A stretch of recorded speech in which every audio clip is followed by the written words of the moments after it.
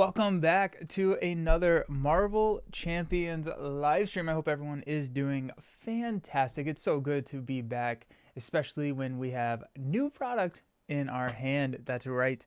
We have the Synthezoid Smackdown, which is a scenario pack following the Civil War box, which introduces She-Hulk and Vision as two new leaders that you can face off either competitively or cooperatively like we would normally play.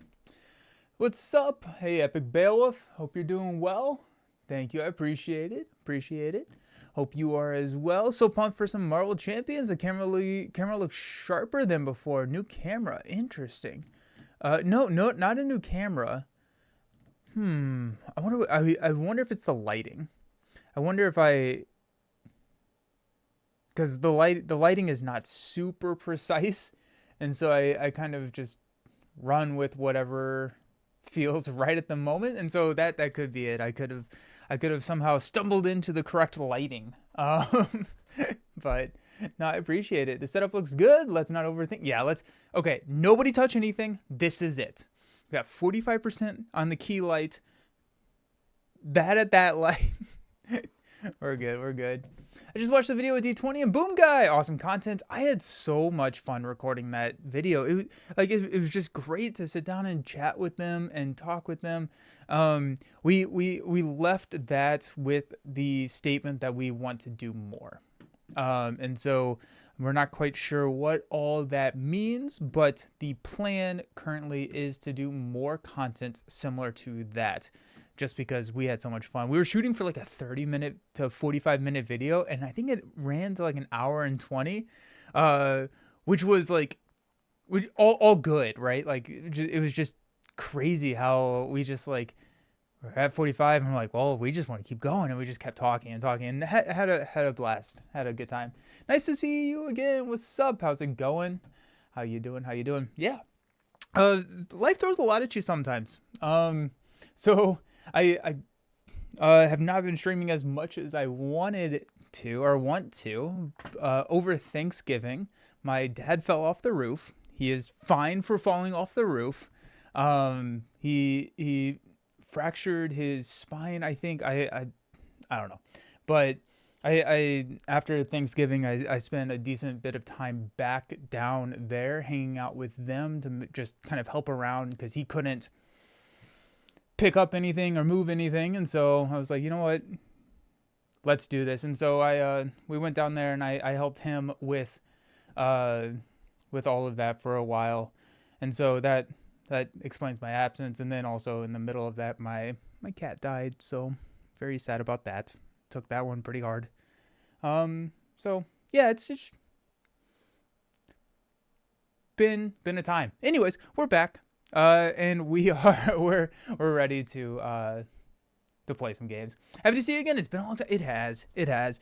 And I'm hoping to not have that type of, or at least the circumstances leading to that, delay happen any more frequently, because I'm okay avoiding those.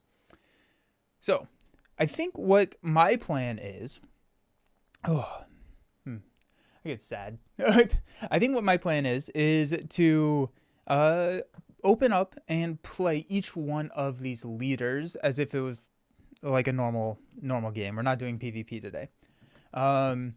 So we've got Vision and She-Hulk. I figured that we would start out. I wanted to play Vision after talking with Boom Guy last night, so I figured we would play Vision versus She-Hulk. And I'm not super married to the idea of She-Hulk versus Vision. We could do that, or we could try something else. So yeah, glad he's okay. That's a heck of a scary fall. Condolences on your cat. It's a tough. Yeah, it is. It is. Also agree that this year and next year is positive for Marvel Champions, even if you don't like some of the content. None of them were a miss for me in terms of design. This is the best time.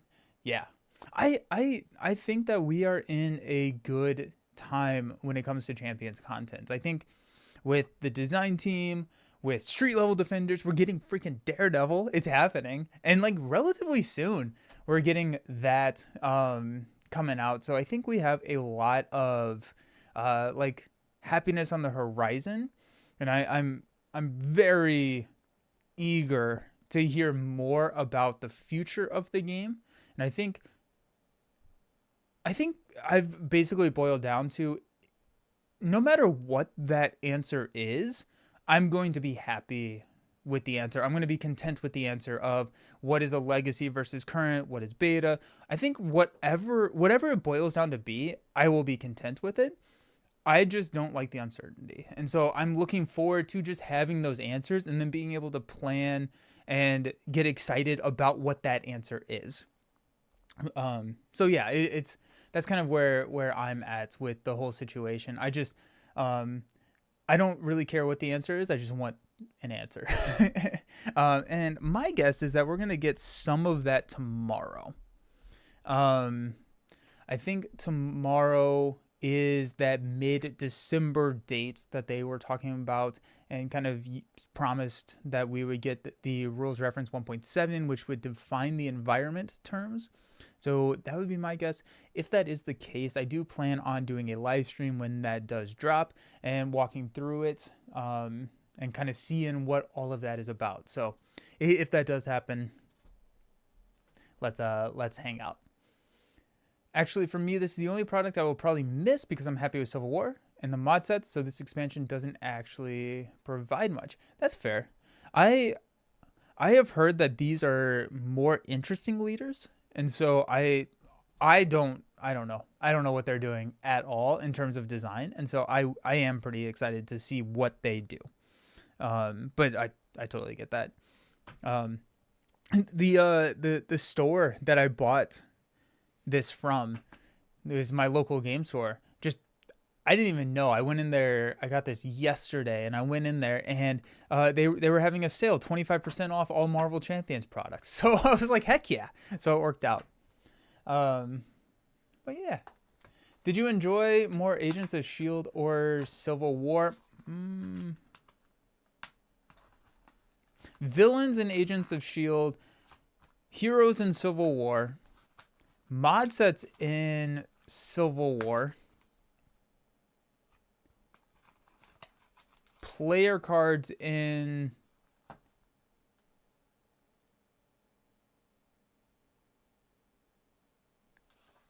Agents of S.H.I.E.L.D., maybe? I think it's kind of a toss-up. I think I typically weight heroes a little bit more than the encounter designs, and so in that case, I would probably say Civil War, just because I enjoy tigering and that's their celebrity couple name, right? Tigering, Tigra and Hulkling. I prefer those heroes over Nick and Maria. Civil War and the Synthezoid Smackdown just released in Canada. Oh, nice. Okay. So we are finally getting those products in Canada. Good.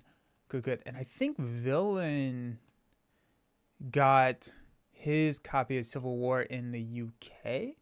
So hopefully people are starting to get those as they come out.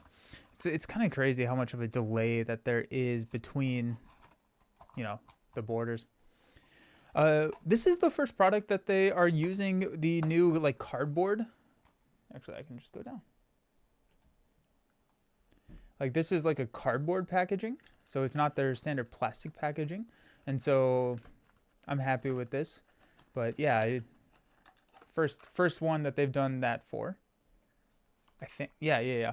But I believe all the hero packs and everything are going to be in that cardboard packaging now, and I'm on team cardboard packaging. I'm curious. I guess I can just open and see, but I'm curious if you're going to be able to play Synthezoid Smackdown without Civil War. Yes, you are. The first card. Mainly, you need the standard PvP. And we have another copy of those right here. Boom. Standard PvP. Nice. Civil War has finally been released in Germany. Okay. Alongside the Synthezoid Smackdown pack. Okay. Nice. That's good. Good. Have you been able to try it yet? And when did it release? Was it fairly recently, or has it been a couple weeks? Oh, nice. I, of course, pulled Vision first. Figured I'd just sleeve these guys up.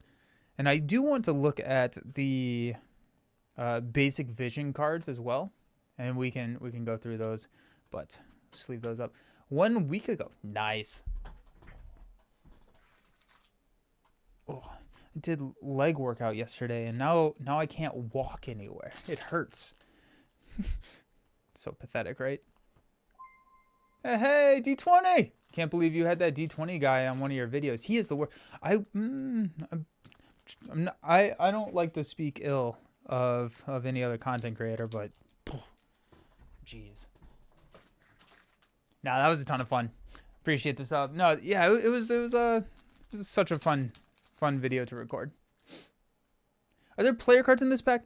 There are not deck building cards. There are like player cards in the sense that you have like these cards if you're playing PvP, which go into your deck after you defeat kind of the whatever it's called, but now it's personal obligation and stuff. But it's not like a deck building cards. At least I am 99% sure now.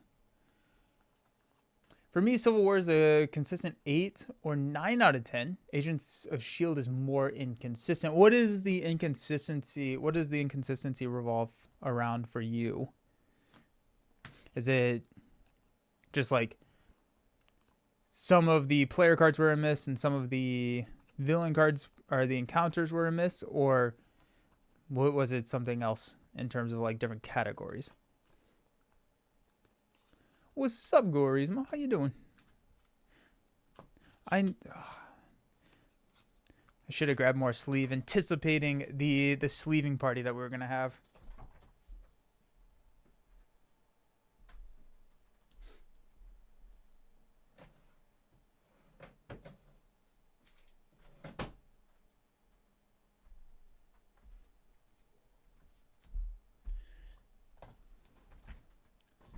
I'm excited to see how many people are enjoying PvP because it was not well received when it was spoiled. I think I was on the pleasantly surprised end of the spectrum when it came to PvP. Yeah, I enjoyed it a lot more. That being said, I enjoyed the 2v2 PvP a lot more than the 1v1 PvP. So, yeah. Feel like long time no stream. Yeah. Yeah, we just talked about it. To give you a heads up, my dad, who is okay now, fell off the roof over Thanksgiving, and so I spent a decent amount of time down there helping out with him. And then one of my cats passed away, and so I took that one pretty hard and just took a little bit of time. But yeah, I'm excited to be back. For me, examples of Citizen V love it, Baron Zemo hate it. And I think for the community, it's a divided opinion. Take Villain Theory, for example, on MODOK. That's fair. Yeah. Okay. So it's just kind of a little bit more all over the place. That's fair. I get that. I get that. Pro tip, don't fall off the roof. I'm a guy who's done that before. And sorry about the cat. Yeah. It's sad. It was like I had had like a childhood dog who passed away after I like moved away, and so this felt different than that. This was like my first like pet that had passed away, and so what the hardest part, I'm gonna start crying here on stream. The hardest part I think for me is watching my other cat, my younger cat, or I guess my cat now, who's hanging out with me in here now. He keeps looking for her, and it's so sad. He keeps like sleeping in all the same spots that she would always sleep in, and like his favorite spot right now is like her carrier.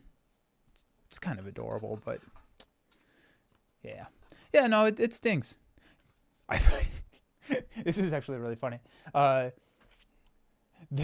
sleeving up these cards. This is the Vision deck, which we're gonna play next. But I'm sleeving up these cards just out of the corner of my eye. I thought this said Jesus. I was like, okay, wow, that's an interesting interesting character to put into the game. I love it. I got Civil War and Smackdown on Friday, but you haven't tried it out. Nice. Avatar Jesus. Yeah, I'm excited to try Synthezoid Smackdown. Just sleeved up Vision. Ooh, deal each player an encounter card. Vision cannot take damage this phase. After resolving step 1 of the villain phase, flip Vision's mass form attachment. We'll see a lot more of this. I need to switch the sleeves here. What's up? How have you been? We're doing good. We're doing good. How are you? I'm excited to be here. And I think like also like throughout all of that, I kind of came to the realization that if I start and try to, I'm going to use the word, I don't think it's the necessarily correct word, to force out content during like a time where I'm not feeling super great. I'm going to just associate content with something that I don't enjoy anymore. And so I was just like, I need to just make sure that I'm enjoying doing this, or else I'm going to burn myself out longer term. And so that's another reason for just a little bit of a break. Tiger or Hulkling? Ooh, probably Hulkling. I would say Hulkling. His play lines are just so much fun. That reminded me of South Park episode Super Best Friends. I don't watch a ton of South Park, but tell me about that. Tell me about it. I have an interesting question that I wish you answer with D20 and Boom Guy. Alrighty. Do you think that 2026 is a good year to start playing Marvel Champions for new? Oh, that's interesting. That's really interesting. My gut reaction is it's always a good time to start playing Marvel Champions. In terms of relative to other times. No. I think next year, especially if the speculation is true, that we potentially are getting a core set following in the lines that Arkham did, I would say that it would be relatively a bad time, but not a overall bad time to get it. Does that make sense? So I think the answer to the question is no. But the more nuanced answer when we're talking amongst like relative timelines to get into the game, it's a tougher time to get into the game right now. Where all the major religious figures get together from. Oh, that's fun. Nice. That's really, really funny. Tiger, Hulkling, Wonder Man. I am excited for Wonder Man. I'm interested to see how Herc plays as well. I think that'll be fun. I think I've come to the realization, strong doesn't equal fun, and bad doesn't equal unfun. So I think my initial hesitations around Hercules not necessarily being the most powerful character may not. I shouldn't let that weigh on if I think he's going to be a fun character or not. I think the only problem for new players will be realizing old content is out of print. If I started and found them, I couldn't play Cap, I'd be Yep. 1000% agree with you there. Have any of the newer heroes cracked your top 3 or top 5 Agents of S.H.I.E.L.D. way forward? The only one that has a potential would be Shuri. And I was planning on doing a top X list, or like a new hero tier list this month, and that got delayed with everything else. So that is still on the agenda. But I'm thinking that Shuri probably has the best chance of cracking that top 5 spot. I think Domino. I don't like Shuri more than Domino. I don't like Shuri more than Miss Marvel. So she could flirt with that top 3. You should try and do an experiment. Try to play with one of the new scenarios with a current environment. See if there's a good base of player cards. Yeah, I will be interested to see what that current environment is. Community is really good at just deciding that certain things are not real based on nothing. I like a new core set, but I'm happy with the one. I think yes, you are correct. I think this one has a little bit more merit just based off of um, following in Arkham's footsteps, and they've been using similar language defining each one of the terms. And so I think that we have a higher likelihood of hitting a new core set with Marvel Champions because Arkham is doing it. Silk and Shuri have staple cards. Happy holidays! Woo! It's crazy that it's almost the end of the year. Like, I don't know what happened to this year. It's insane. Oh, real quick, go down. I'm just sleeving up cards. We're gonna experience them together, just as we're playing. But 1-2 Punch has different art. So like Focused Rage has the player card art, right? But the 1-2 Punch has a unique art. That's pretty cool.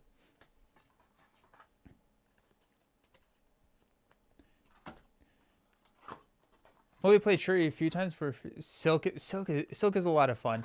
I don't know what it is about Shuri. I just really like her sequencing. And with Aja Adana being able to shuffle things back into the deck, it's just super fun. I like Silk the most, but I can't find a deck for her that I...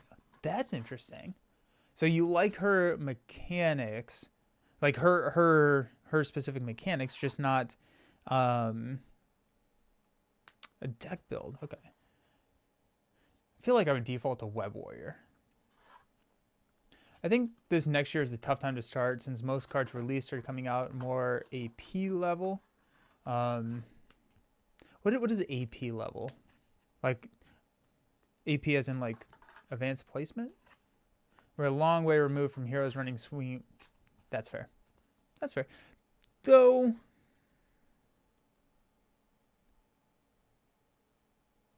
yeah, no, that's fair. I was trying to come up.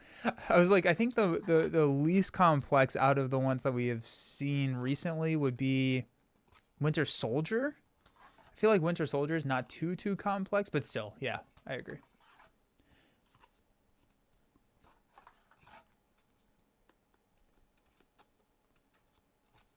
Oh, I gotcha. The OG art had them smacking baddies. That makes sense. That makes sense. Is your stream kind of dark or is it my phone? The lighting looks decent on my side. Are you talking about the face or the table?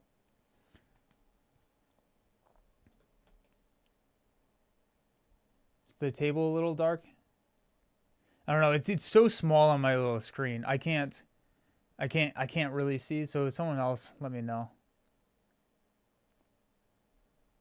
I think I would like it if they had done new art versus just reusing the art. Silk easy, one way or another. Iron, oh, iron, one way or another. One way or another is really fun with Silk. Yeah, that's true. I thought I would enjoy Silk and Justice. I have found a few, but they all fall flat. And then I tried Aggression and lost to Standard Rhino twice. Maybe he doesn't like me. Sleeves clear or matte on the front. They are clear on the front and matte on the back. So like clear here, matte here. I do have like my leader cards and like my main schemes and things that don't get shuffled in are clear, just so that I can easily pull them out from not shuffling them back in. Maybe a little, but you can read it? Okay. Have you tried PvP yet? Yes, I have. I like PvP more than I thought I would like PvP. Is it going to be my preferred way to play? No. I like 2v2 more than 1v1. So that's kind of where I stand on PvP. Like I'm at the point I would always be happy to run a game. She-Hulk and Vision were definitely intended to be in the Civil War box, but the booklet art in Hulkling and Tiger only being on the scheme. Oh, nice. Okay. Let's set up She-Hulk. We're going to play Expert. We're just going to play it right out the bat with what we're supposed to do. I have no idea what any of this does, so this is going to be exciting. Before we dive too far into this, well, first I have to find my standard and expert sets.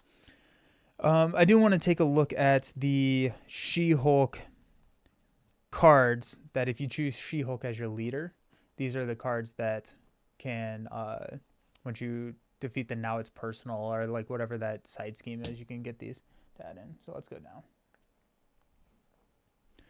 So first up, we have Legal Counsel. She-Hulk card. It's a hero response. After you spend this resource, move one threat from the main scheme to your leader's main scheme. That can be really good, especially with the cap at like 7 or 14, based on what your player count. You can really kind of like sneak that threat. Anything that can remove and place threat feels like a decent way to help them scheme out. Make me angry. So this is an upgrade that you attack to your She-Hulk leader. After a hero or leader attacks attached She-Hulk. Such an awkward wording. After your hero or leader attacks attached She-Hulk, she attached that character. Then discard this card. Cool. She-Hulk Smash.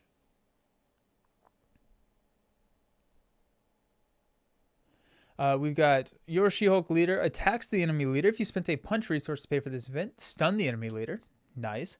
And you're out of order. When any amount of threat would be placed on the main scheme, say, I object, and prevent 3 of that threat. Nice. Okay, that's really good. Just from like a interrupt to prevent threat. I like it. And that's not even a hero action. That's just an interrupt. So you can use this while you're an alter ego. That's pretty solid. I am going in blind. I think I did some sort of like reaction basically when they announced it, but I'm going in pretty blind. I don't know anything about it. Do you find the villains in Civil War block good when they are played solo? Like, is there any loose, anything that you lose in fun when you play them solo or non-VBP? I think a fair criticism that I've heard is that they are more vanilla than a lot of the other heroes that are villains that we've gotten. So I don't necessarily. I think the PvP adds in like that twist. That a lot of the newer encounters have. So, yeah. Vision Hero, which aspect? I was thinking about running Boot Camp Vision. Run Ally Swarm Vision. I feel like that could be fun. I feel like I just did a sidekick type situation.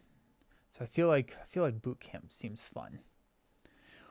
We have She-Hulk. Let's see what she has. When revealed, deal each player an encounter card. She-Hulk cannot take damage this phase. Nope, that's 2. I need 3 and 4. Oops. Alrighty. When revealed, the enemy team finds a copy of Superhuman Strength and attaches it to She-Hulk. Let's go ahead and find that. Superhuman Strength. When She-Hulk attacks, this attack gains Overkill. Discard this card after the attack. It gives her +2 attack. And after an alter ego changes to hero form, deal 1 damage to that hero. Okay. I see what you're doing. That's interesting. I like that. Be wary of my health. Nice. Okay. Iron Man was a joke, even in Expert 2. I feel like Iron Man is a better PvP hero. Iron Man can be pretty nasty in PvP.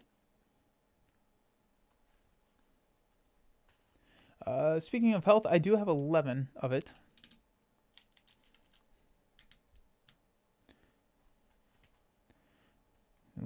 I guess we'll figure that out later. Yeah, let's do Boot Camp Vision.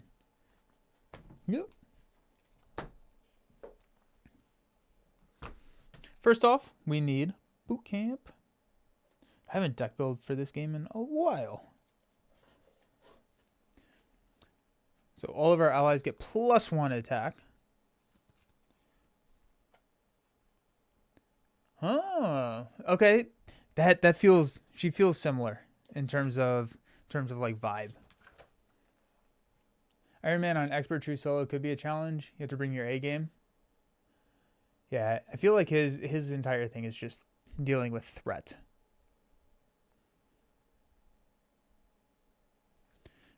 Good. Let's grab Two Gun Kid. Let's grab Hulk. Let's grab Iron Lad as well. But I'm kind of thinking that we're going to maybe stick with Avengers just for fun. Go Wasp.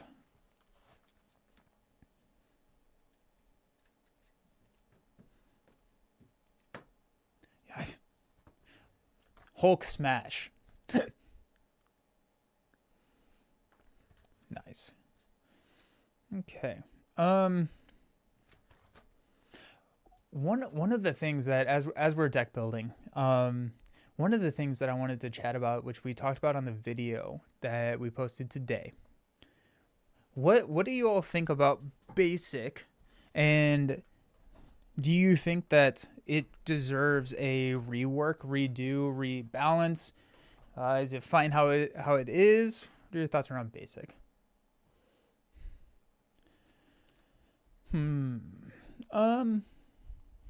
Go bring it. I feel like a lot of our threat is going to be taken care of if we stick with Vision kind of in intangible form. We can maintain a lot of that threat just with his basic thwart, and once we have Vivian out, her basic thwart. Grab Strength Energy Genius. Needs a change. Agree. I think basic should be limited to a max of 10 cards, including the resources. Nice. Okay, so 10 out of the minimum 25 that you're adding. I like that. I feel like that's a decent number. Needs to change, but limiting deck building is always a negative experience. Okay. In terms of just like vibe, like I don't like being told I can't do something. Is that kind of what you're getting with? Surprise attack would be really good with Vision. Yeah, let's absolutely grab surprise attack. I like it. I like... Well, we're going to use the new Spider-Girl for sure. The alt-art Spider-Girl that we have. Like how do I explain? No one likes Force. Yep, okay. Yeah. No, I understand what you're saying. I get it. And that's fair. That's fair. Would you have the same vibe, or would you have the same concern if that had been a rule from the start? I'd love to see more pool. Pool is actually my favorite aspect. Yeah, we talked about that a little bit in the video. I think we have a higher likelihood of seeing a fifth aspect that is not named pool than we do seeing more pool cards, if that makes sense. I don't think we'll get a fifth aspect, but we could. I think that'd be awesome. The current and legacy vibes make it seem like we're getting more PvP with Shadowland. Oh, you think we're going to get PvP with Shadowland? I could potentially see it.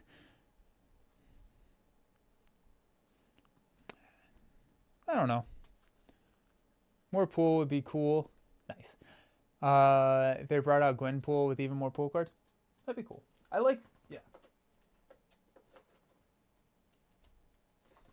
the fact that pool exists more than I like pool.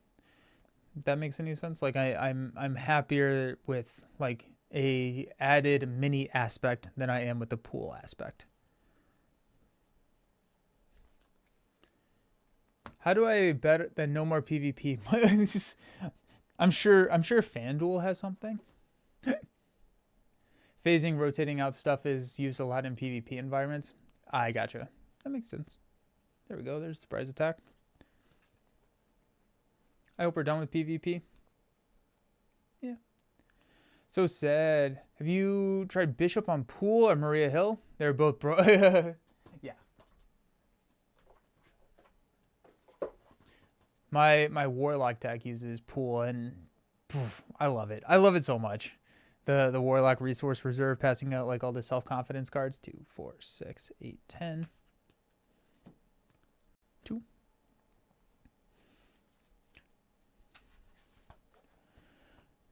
What do we got? Man on the Wall is Vision, a soldier. He is in my heart. Probably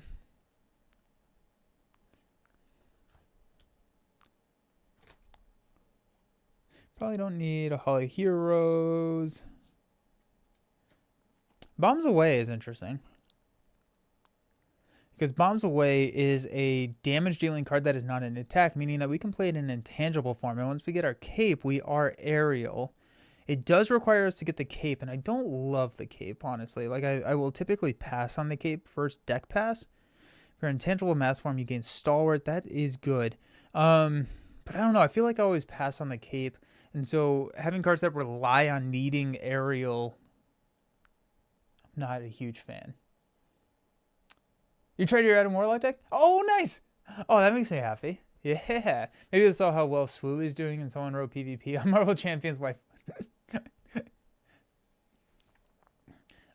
Maria's probably broken with Pool. My guess would be the resource cards. Just helping her just get even more out. Surge during the Galaxy's Most Wanted. Fine.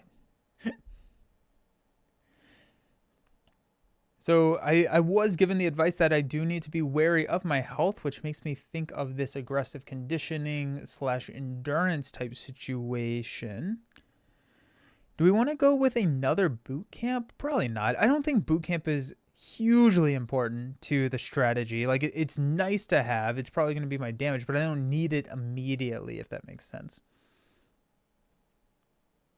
Aliens. Speaking, not really of aliens, but has anyone started watching Pluberus? I've been watching Pluberus, and very, very, very good. Very intriguing. It's on Apple TV. Same people who did Breaking Bad and Better Call Saul, but it not the same whatsoever in terms of vibe. But it's like zombie movie, but the shtick is that the zombies are helpful. It's fun. It's so good. Yeah, by Vince. Yep. And Rhea Sayborn, I believe, is her name. She is the Kim in Better Call Saul. She's the main character in Pluberus. I have been obsessed with it. I really like it. It's just it opens up so many like interesting like moral questions too. Where are my Avengers? There they are.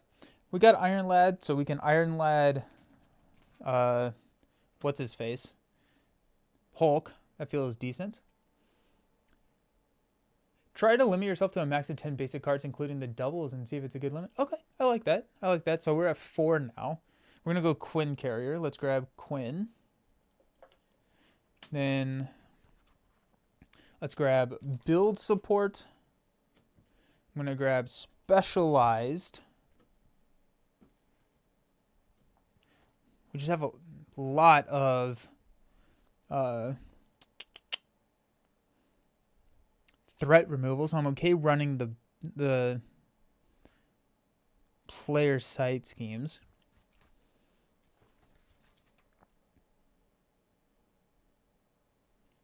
When did Iron Lad came out? I think he came out in Civil War box.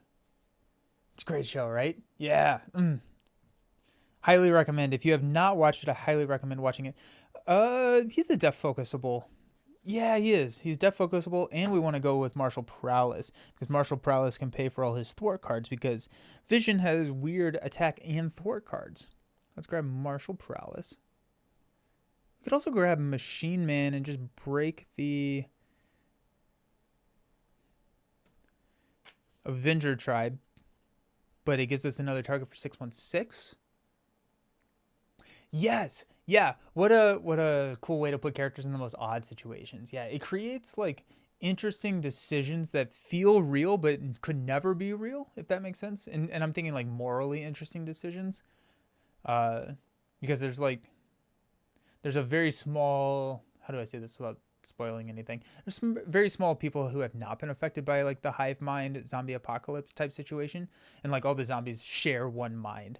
And then, but all like the core tenet of the hive mind is that life must be protected at all cost.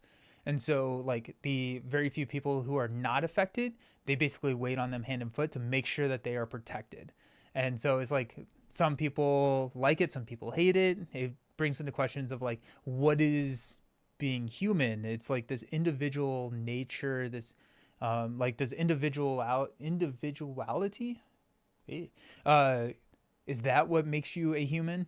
And then also it brings up questions because like the earth is doing better, right, like climate changes has slowed drastically. There's no more crime and all of this, and so it's like it's really interesting moral decisions as well. Newer aggression cards from Civil War. Air cover, suppressing fire, marked combo. Let me double check and make sure that that works for him and Intangible. Organize your content very differently. I want to try your way. What do you think is the best part of the organization system? If you deck build and change your deck builds a lot, I think this works pretty well. Being able to just kind of flip through and then find the cards really, really quickly. If you are somebody who likes to deck build and leave those decks built for a while, I don't think that this provides too many benefits over other ways. Stickers are such a good idea. I like the stickers a lot.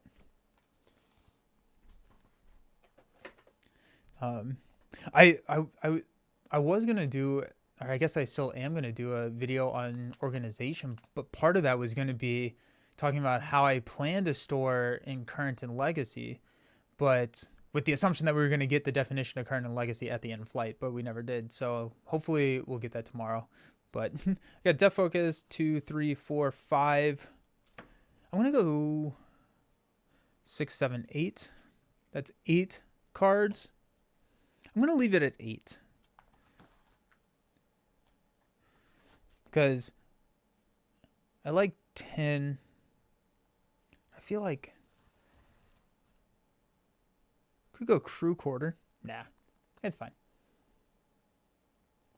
Yeah, that's what I do. I play 1 or 2 games, typically 1. I think my average game is or my average number of games per deck build is very, very close to 1. What do you say? Air covered and suppressing fire.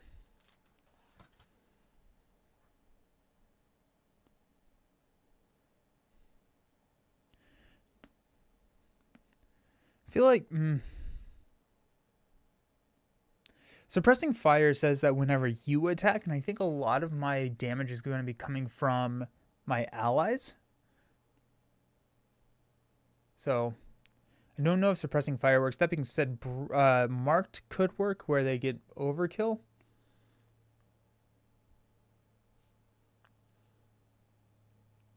I feel like spoiling for a fight is a newer-ish card that we could run, and that could work out fairly well. Were you in the room when they revealed Daredevil was coming? Did everyone say finally? Everyone was very, very happy. Yes, everyone was super, super pumped. I've copied the storage method and agree it's really nice for flipping around and being very visual. It feels like reading a book, right? Like ooh, like oh, what's going on?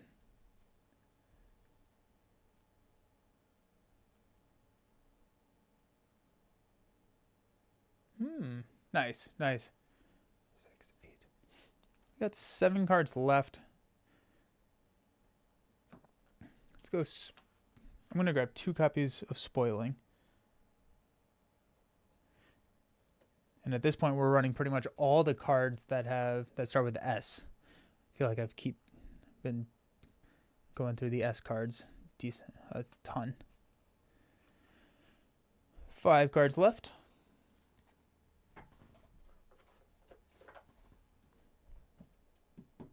Coup de grace. Coup de grace. Is Is it worth running in this set? I have no idea, actually. I have no idea how, if there are any like really bad non-elite minions. I have not heard of a podcast called Stunned and Confused. Tell me about it. I like the binder system because I use a lot more cards. That's interesting. I bet there is some, yeah, I bet it is like, you just see more. And like, I will flip through and be like, oh yeah, I forgot about You'll Pay for that and stuff like that.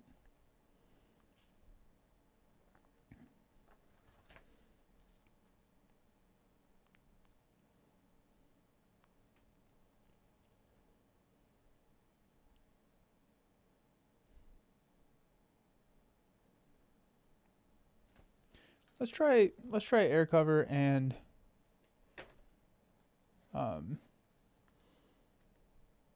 marked.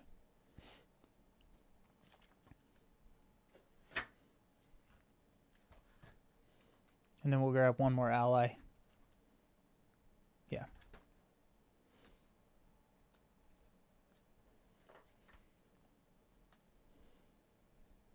I like how many podcasts are coming out. It's great.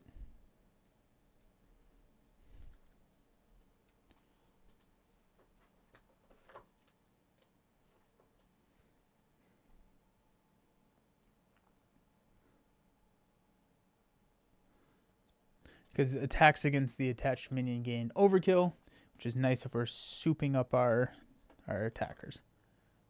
I actually printed all these nice dividers for your Marvel Champions Arkham Horror cards. My boxes look sharp, but by normies non-board game people always think I'm crazy. Maybe they're crazy.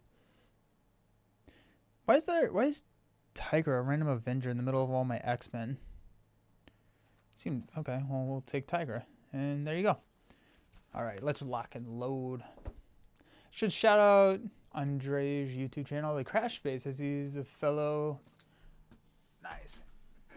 Boon Guy recommended on his own podcast because they did a series like NFL Draft where they took turns to choose heroes and villains. That's cool. That's fun. Nice. Excited to see this live. I haven't seen these pop up in my local stores yet. Ooh.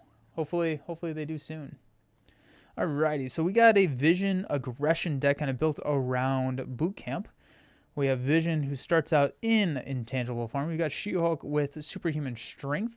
She-Hulk, that was the setup there. She-Hulk is a 1/3, and she has 20 health. In cooperative mode, the chosen leader's side scheme and reveal it. So we have to go find a side scheme. Legal practice. Threat cannot be removed from the scheme by heroes or allies after you change form to alter ego. Exhaust your identity to remove 3 threat from this scheme. Oh, wow. That's cool. That's really, that's a cool side scheme right there. It has an acceleration token. That's fun.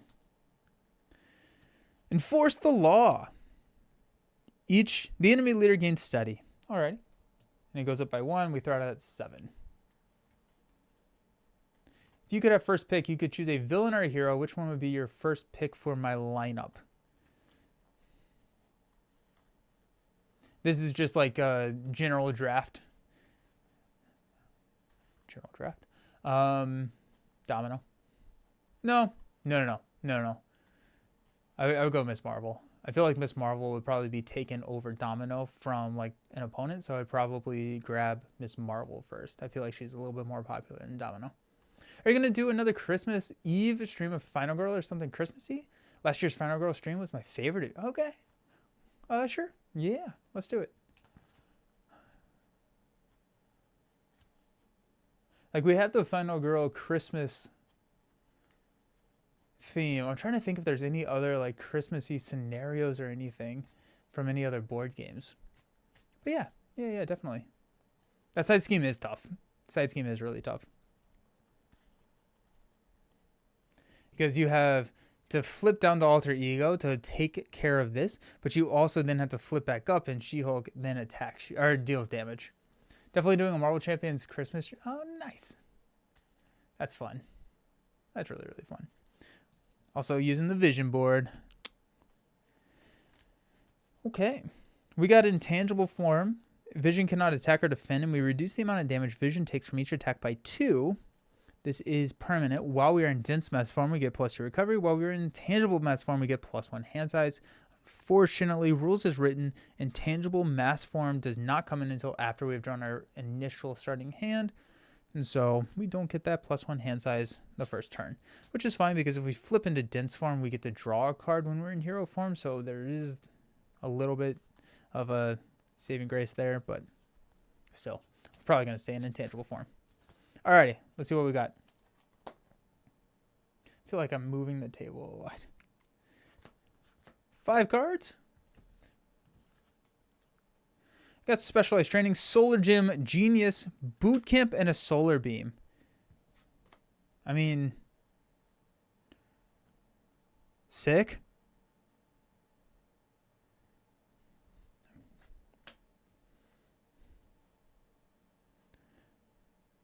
Doesn't seem bad.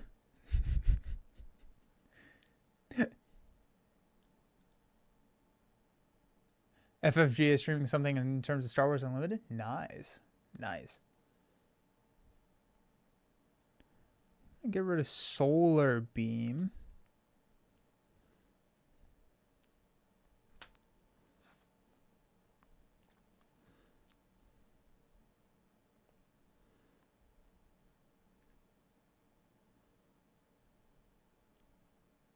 I'm trying to figure out if I could draw. We do have a build support. So worst case, if we drop the boot camp, we can grab it again. Okay, there's another Solar Beam. Cool. No, unfortunately, you start out with 5 because technically rules as written, Vision, whose hand size is 5, you draw that hand size before you put intangible into play. So it's lame. What's up, dude? My cat is very talkative, by the way. At the end, I ended up with 8 basic cards in the deck. Alrighty, let's go Genius for a Solar Gym. I do feel like this side of the table is a little bit darker. Someone was saying that earlier. I could see that. Vision gains the aerial trait off his Solar Gym. For some reason, I thought it was his cape. I feel like Bombs Away and Pitchback are a better card, knowing that that's when he gets it. Solar Gym will play a specialized training. Comes in with 5 threat.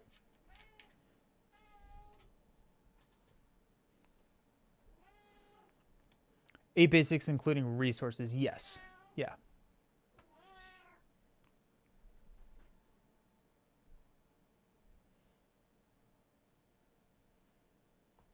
He thinks he should be the center of attention. I'm going to flip to Vision.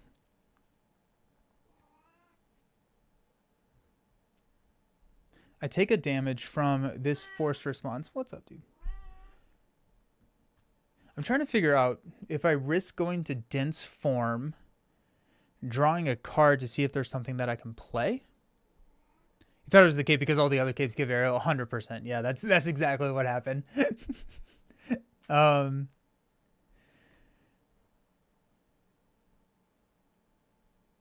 She's attacking for 5. That's insane. She hits really, really hard, doesn't she? Yikes. I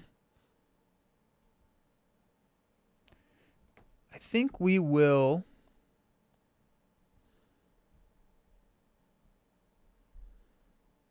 I think we're going to stay in intangible form.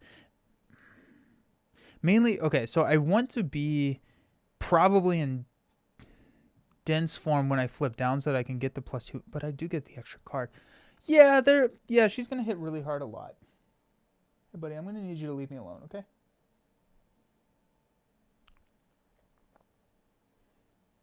Ten cards, including resources, also includes power of flight, power, and mind power in all of us. Yeah.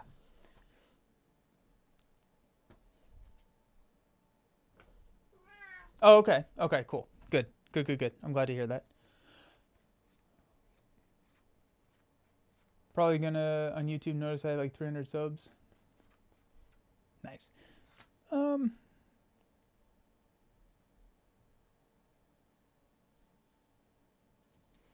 We ball. Go to dense. Draw a card into Solar. Jeez. I mulliganed a Solar Beam into a Solar Beam, and then I Dense flipped into a Solar Beam. Cool. Let's go ahead and thwart 2 here. Take this down to 3. And then cry as we... Well...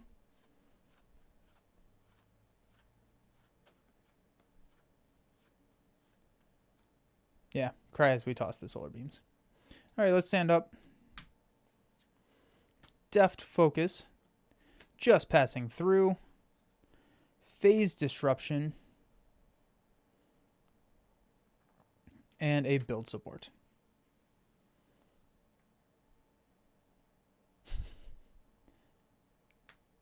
All right, we got 2 here. She-Hulk's going to attack us for 5. I'm going to defend for 2. Plus 1. So that's 6 total. We take 4 damage down to 6. And then our encounter card is another Superhuman Strength. Beautiful. Love it. Ow. Nice. She has Steady, so I'm not 100% convinced that a Phase Disruption is worth playing here. I didn't take as much damage as I thought I would, so I don't think I need the additional healing. So I think we're going to look at something along that line to get the specialized training. I think I'm going to go with health. Actually, we'll do that. And we can throw the build support out. We could go with the thwart, or we could go with health. Play PvP against the cat. Alright, let's flip back into intangible form. We're going to use a Phase Disruption to play a Deft Focus. A Deft Focus will play a Just Passing Through to clear specialized training. And then, of course, I never grabbed the card that I wanted. Oh. Do we go Frontline Specialist here? Like, I feel like that solves a lot of our health issues. We could also go... I feel like Frontline Specialist. Because then we're going to be taking damage. She's going to be attacking for effectively 1 when she drops that Superhuman Strength. So we're going to get the card draw here, and then this just solves that side of the problem. I think threat could be an issue, but I also think that we're going to have a lot of threat mitigation.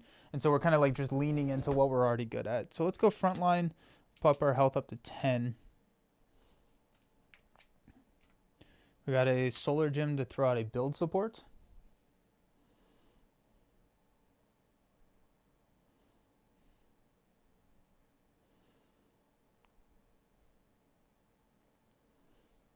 And we're going to stay up.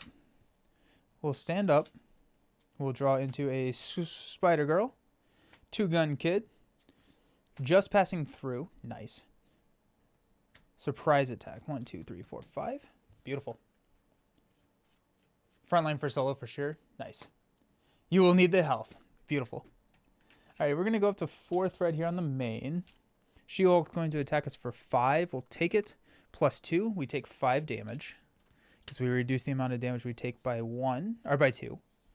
We'll use Frontline Specialist to draw into a Vivian. Nice. Sick. Encounter card, Sinister Strike. Placing 1 pursuit counter on Pursued by the Past, which is, I think, shuffled into that deck right now. Because I forgot to grab it. Yep. And then She-Hulk's going to attack me. Attacking me for effectively 1. 2, 3. Down to 2 health. Sick. That's great. We're having a good time.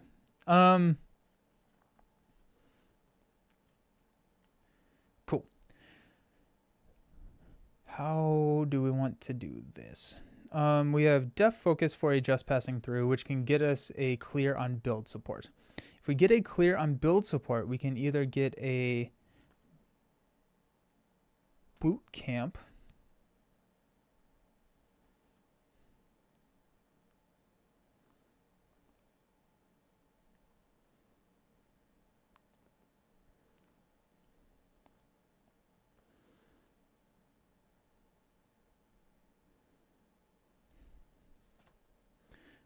Got a Vivian play there.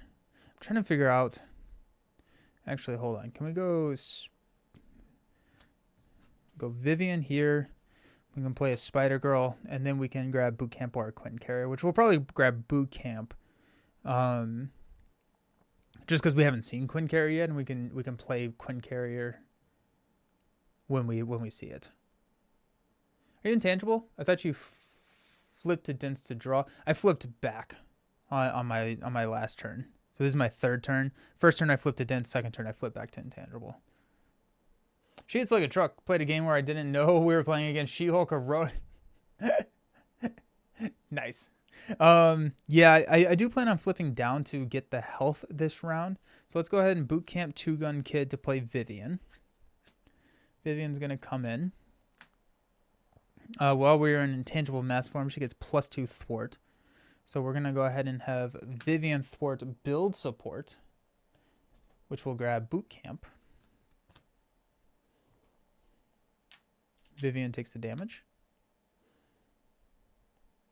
We've got Def Focus to play Just Passing Through to clear 3 threat off of the main here. Take that down to 1. Got a Solar Gem and a Surprise Attack to play a Spider Girl, who's going to come in and swing for 3 to take She-Hulk down to 17. I am going to flip to Alter Ego.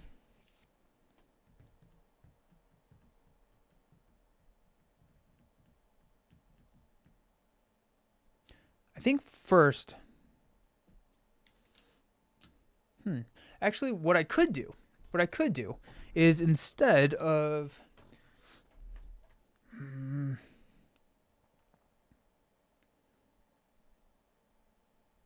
going to flip to Dense form when I was in Hero form. I'm going to draw into a Strength. I'll just hold the Strength. I'll flip down, and then I will Exhaust to clear Legal Practice. But then next round, I can heal for 5. That makes me feel a little bit better. Then I have a couple blockers. All right. We only have 5 hand size, but I think I'd rather get rid of that acceleration token. We got Strength. We've got Density Control. We've got Super Dense Strike, Marked, and Wasp. We're going to go 1. She-Hulk's going to scheme for 1, 2, 3. Takes us to 5 out of 7. No whammies, no whammies, no whammies. And we got a 1-2 punch. She-Hulk schemes. Give her a tough status card. Bummer. She's going to scheme for 1. Hey!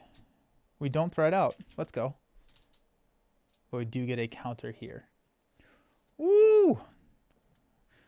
That was scary.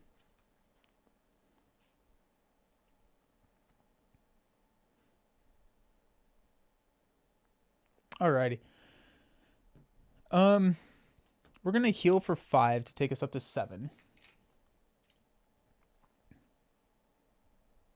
I'm gonna flip up to Vision. We're gonna go ahead and use a Strength to play Super Dense Strike, 5 damage with Piercing. It's gonna knock the Tough and 5 here. Takes us down to 12. I need to take a damage when I flip because she is Taskmaster.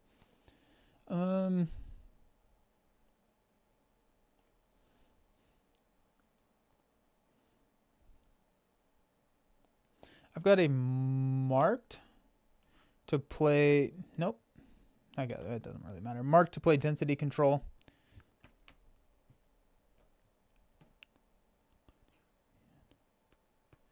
Yeah. I'm going to flip to Intangible form. I'm going to discard Density Control, which allows me to add a Vision event from my discard pile to my hand, which is going to grab Just Passing Through. Deaf Focus will play Just Passing Through to remove 3 threats from here. Take this down to 3. Solar Gem will play a Wasp with 1 counter on her.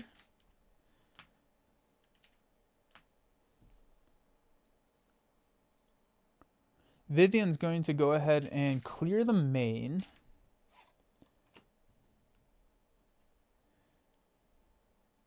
I'm going to keep both of these out.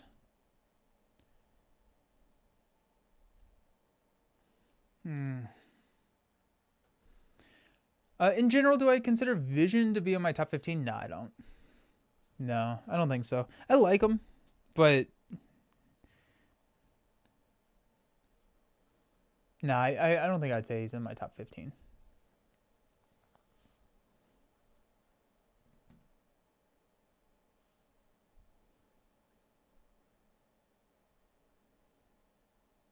I think we're going to just go ahead and stand up now. Like, we have 1 activation left on both of these. I think I would rather save them for a potential attack. And then when I need to, I can deal that damage anytime. Unless she has a ground stomp, which deals 1 damage to everything. That actually would make a lot of sense if she has. That's scary. Let's have Wasp go ahead and swing in for 4 damage. Takes her down to 8.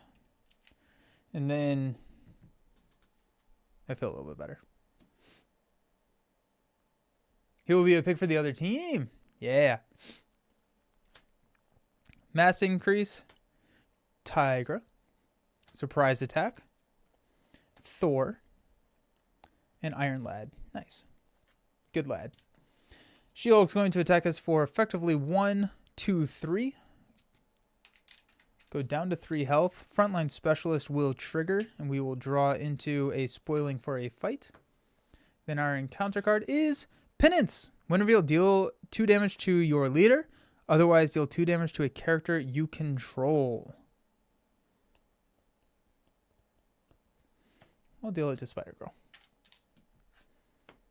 because I don't have a ton of health left. Okay.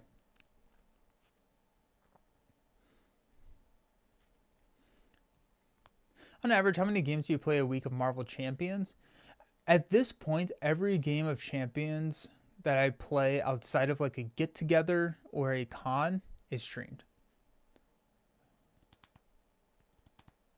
So that did not used to be the case. That is the case these days.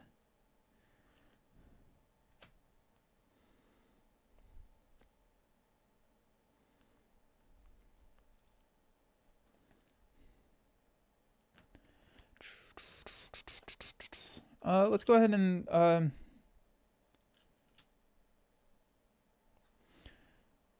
go Solar Gem and Surprise Attack to play an Iron Lad. Iron Lad, whenever he uses a basic power, we can exhaust another Avenger ally we control to add that ally's matching power to Iron Lad's power for this use. And then we are going to pitch everything for Thor. Comes in with toughness. Iron Lad is going to attack, exhausting Thor. So way too much damage against Penance. Then Vision is... We're probably not going to thread out, right? I'm going to flip down. I'm going to heal for 3. All right, let's stand up. Feeling good. Like I should. Spoiling. Quinn Carrier. Air Cover.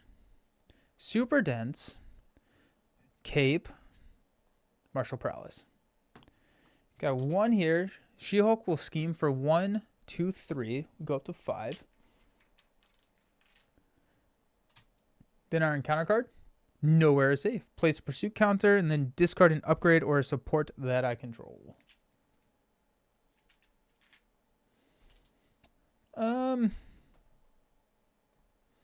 Get rid of Death Focus. That was less exciting than I wanted it to be.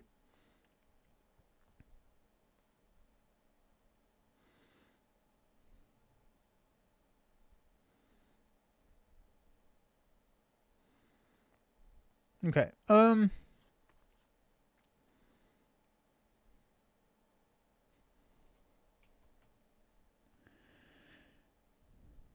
feel like I want to heal.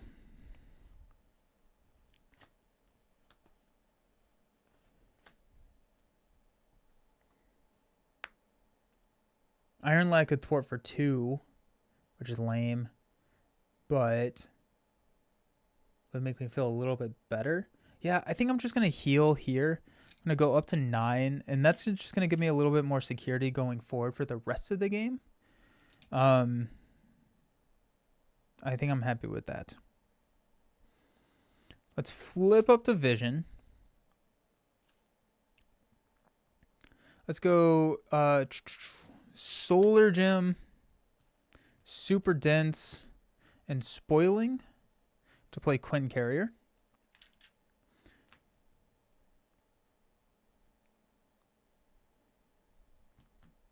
Quinn Carrier and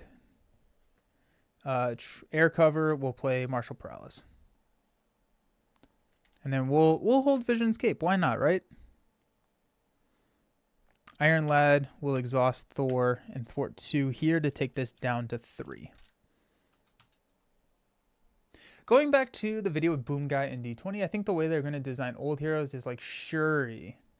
Okay, I could see that.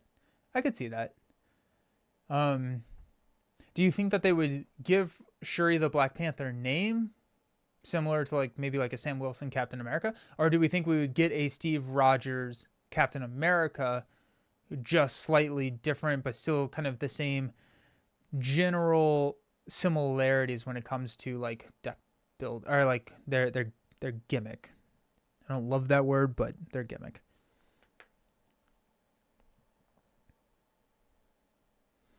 Okay, let's stand up. Nope.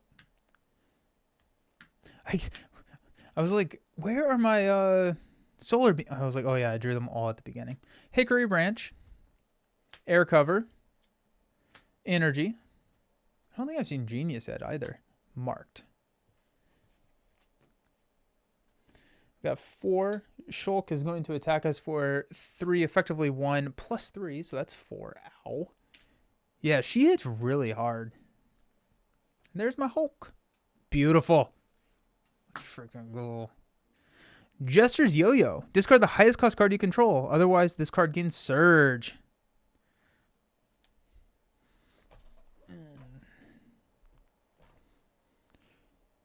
Oh, I'll discard Thor.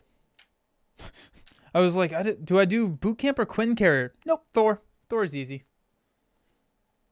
I think we will see Captain Carter with a gimmick similar to Captain America. Okay. I could be down. I could be down with that.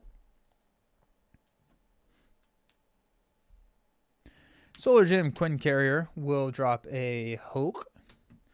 We've got a Energy to play Cape.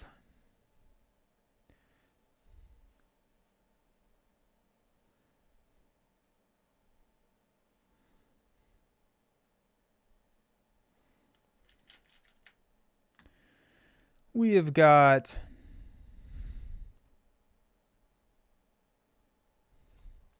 Mark to play 616.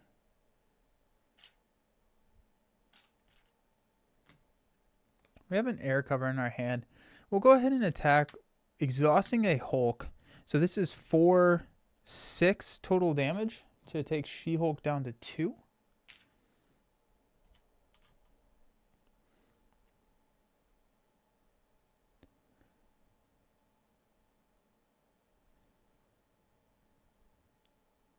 Trying to figure out if Iron Lad dies. I'm trying to figure out if I want to push her now, or I think I just hang out a little bit. I don't think there's any need for me to push her right now.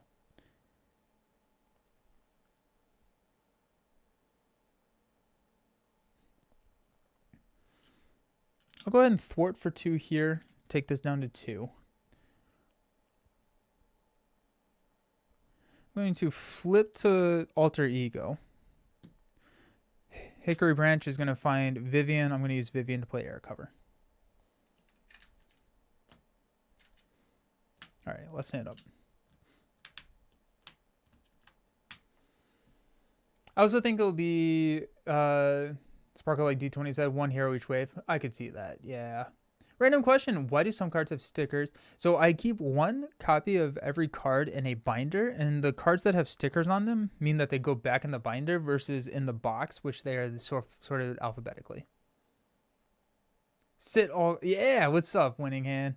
Boom guy. Yeah. Love this one. Oh, yeah. There you go. Thanks, Epic. Oh, what am I doing? I'm drawing cards. And I'm decking out. That's fun. Surprise attack, density control. Got an encounter card.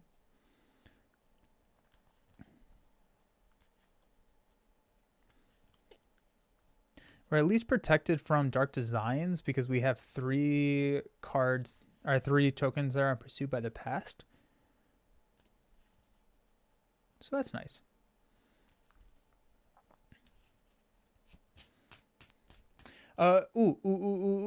Boom guy. I assume this is Boom guy. Or Lazy Titan, whoever's running the Winning Hand podcast right now on YouTube. The question came up earlier in chat that stemmed from our video. That do you think that right now, 2026, is a bad time for people to get into Marvel Champions? Curious. The allies in a binder, that makes sense. Yeah, nice. Your question. Beautiful. Nice. Cool. Surprise density. Solar beam. Let's go. Spoiling. Density. Dang. Okay. And wasp. We got 1 thread here. Shulk is going to scheme for 1, 2. Go up to 5.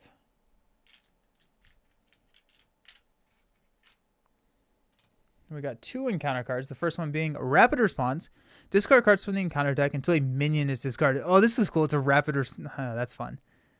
Alter ego form, place threat on the main scheme equal to that minion scheme. Uh-oh. That could be bad.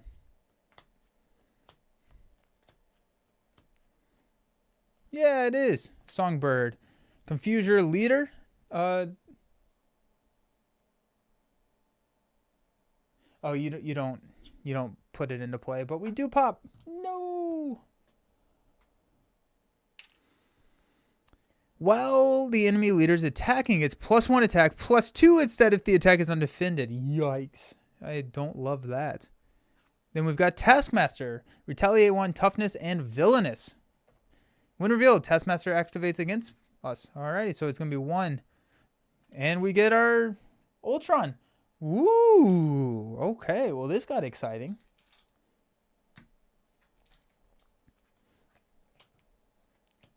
Ultron comes in with tough. Ultron drones. We got 3. When revealed, search the encounter deck, discard pile, and set aside area for Ultron drones. Shuffle the encounter deck. Each player puts the top card of their deck into play face down, engage with them as a drone minion. Yo! There's never a bad time to get into the game. Still very fun with what's available.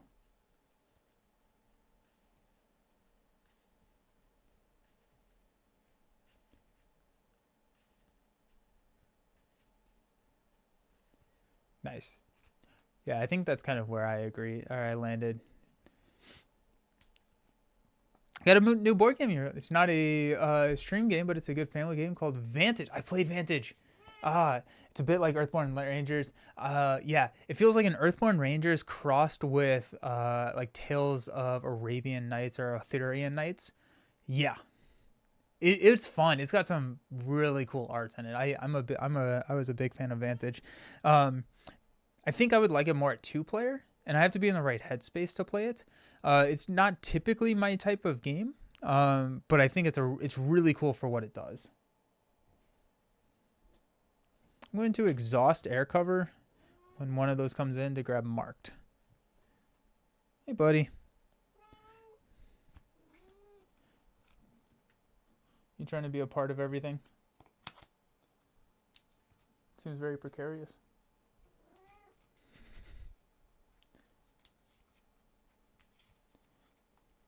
Hey, that's not stable. Yeah, thank you.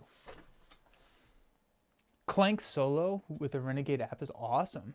Introduce the cat. Oh, this is Doodle. Oh, that's what I call him. His real name is Strudel. Yeah. He's having a hard time. He has separation anxiety, like pretty heavily, pretty big separation anxiety. So this is Strudel, yeah. And so with my other cat, who's named Pop Tart, with her passing, he is struggling. That's why he's in here, because my wife is in the office today, and so I didn't feel like I should leave him alone. He's a good cat. He's a good cat. Okay, well this got exciting really quickly. Fun. Okay. We could Hulk and hope that we damage everything.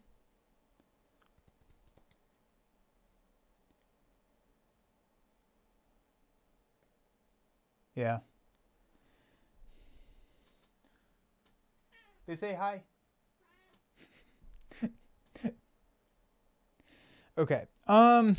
We do have a solar beam.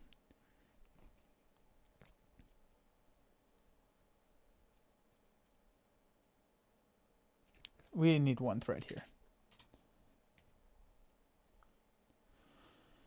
Okay. Oh my goodness. What are we doing with our lives? I think I need my basic activation. I think that's where we're at. Let's go ahead and Hickory Branch to go grab Vivian.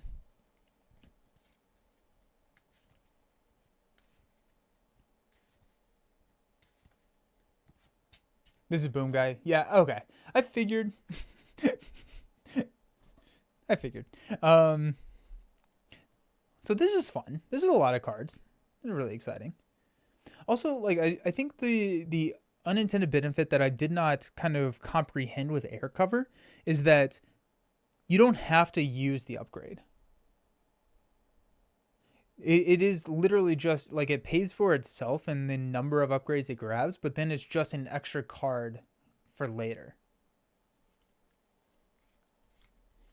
When was the last time I played Center 1? Probably at MCDC.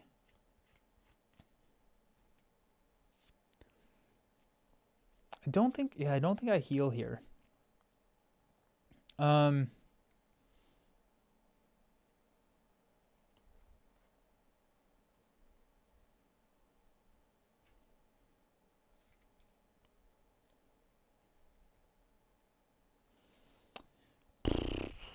gonna flip into dense, draw me into a super dense strike. That is nice. That is really, really nice. Okay, sick. Let's go with a Martial Prowess and a... Oh, wait, hold on. Actually, yeah, let's go with... I should have done that in a different order.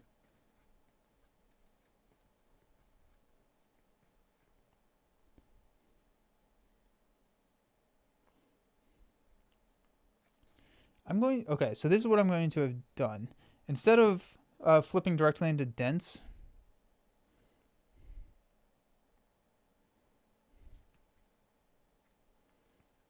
Nah, it's too late. It's too late. Okay, okay, let's Martial Prowess and Marked to play Super Dense Strike to deal 5 damage and piercing to Ultron. I feel like he is a bigger threat right now.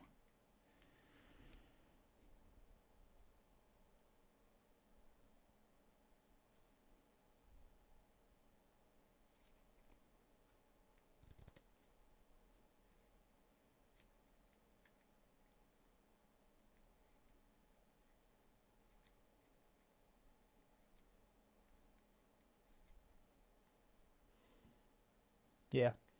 I was running a lot of the player side schemes, and so spoiling for a fight helped me with that. Also, we were trying to use some of the newer cards. And so spoiling is a little bit better than, or newer than looking for a fight.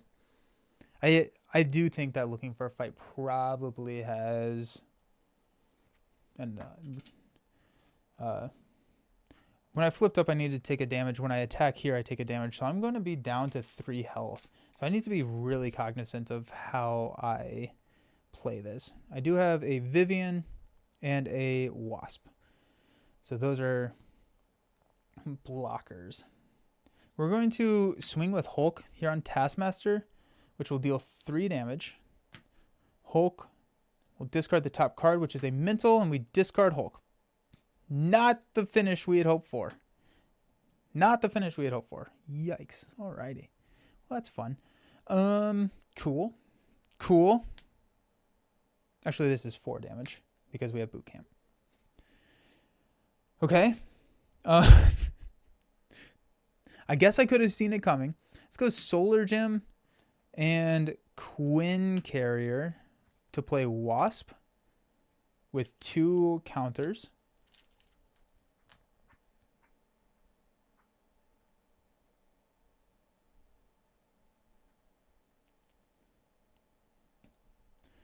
Surprise Attack and Spoiling to play Vivian.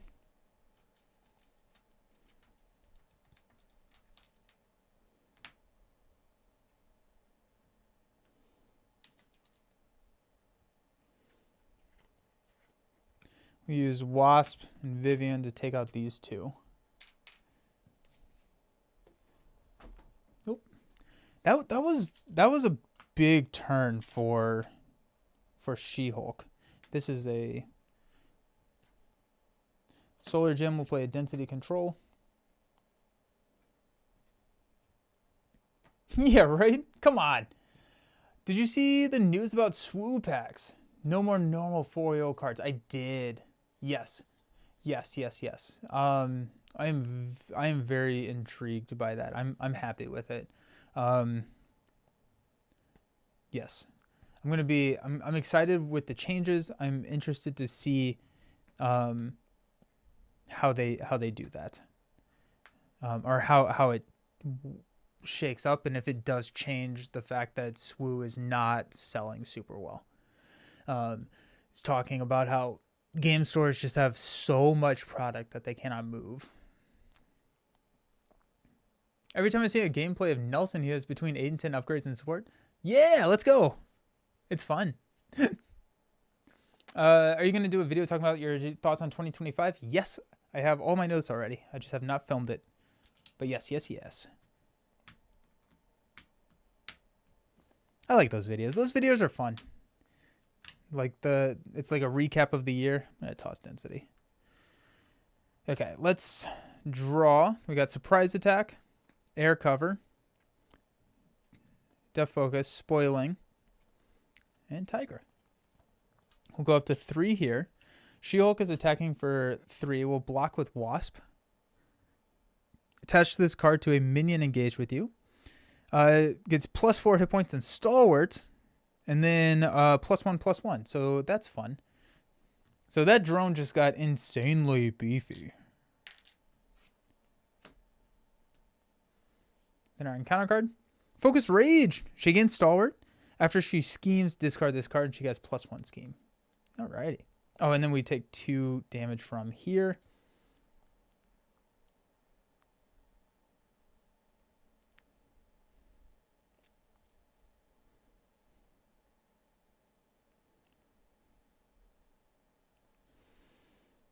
I'm going to defend it.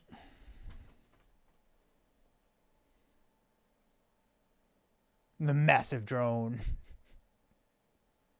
I have a different type of playstyle. I usually play 5 to 6 and the rest of events allies. Yeah. I like building the board and then like activating the board. Alrighty. 'Tis our turn. We're going to flip to Are we going to do anything before we flip to intangible? I don't think so. Flip to intangible. Density control is going to grab Solar Beam.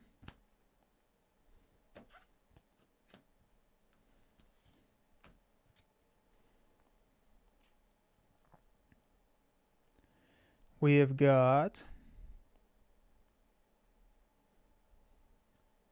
Air Cover to play Def Focus, because we can only have one of those. We got Def Focus, Martial Prowess. I should have just taken the hit for... Nah, never mind. And Spoiling to play Solar Beam. We'll clear here. We've got Quinn Carrier, Solar Surprise to play Tigra. We've got Vivian to thwart down Ultron. Unchained. Tigra will hit here for 3. Okay. Stand up. I think we have to have Tigra block this attack. I have Retaliate 1, so this actually should have had 1 more damage on it. Cool. Yeah, I think we have to have Tigra block the attack. Because if it's a 2 boost, we lose. And that doesn't seem great. Okay. 5 cards. We got Genius. Just Passing Through. Iron Lad. Solar Beam. Super Dense Strike. Got 1. We will block with Tigra. It's going to be 3 plus 3. Yikes! There you go. And then we'll take no damage from this attack on the drone. Our encounter card. Relentless Android. If Ultron Drones is in play, put the top 2 cards of your deck into play face down. Engage with you as drone minions. Okay. Well, this got fun. It's fun to take your time and manage life threat while building up upgrades and supports and just... Yeah, that's true. The only reason Boom Guy is watching is because you're playing Vision. He wants to make sure you play correct. Right? It's important to be played correctly, of course. Oh my goodness. Okay. I'm gonna have Air Covered and grabbed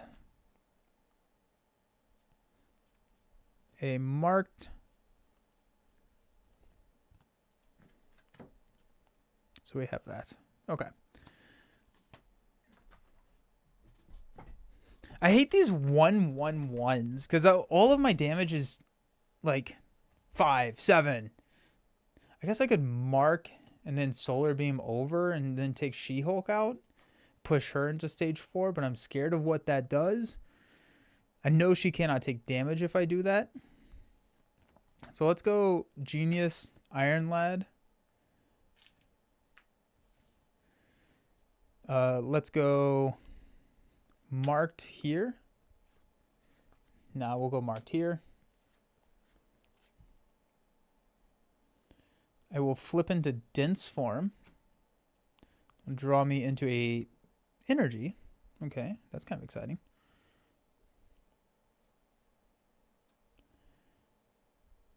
Got Solar Gem, Quinn Carrier. No, Solar Gem, Deft, and Marshall to play Solar Beam to deal and overkill here. She-Hulk goes to stage 4. Deal each player an encounter card. She cannot take more damage. After an alter ego changes to hero form, deal 1 damage to that hero. I don't know if I did that last time, but here we are. What do we miss? We're missing a mass increase. Okay. Iron Lad is going to take out Phase Disruption. Oh, and she becomes a 2 schemer. 24 health. She-Hulk seems like a stronger version of, or a stronger leader than some of the others.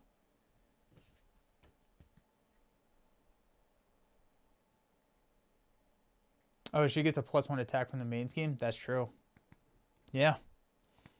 So she was uber dead. Nice.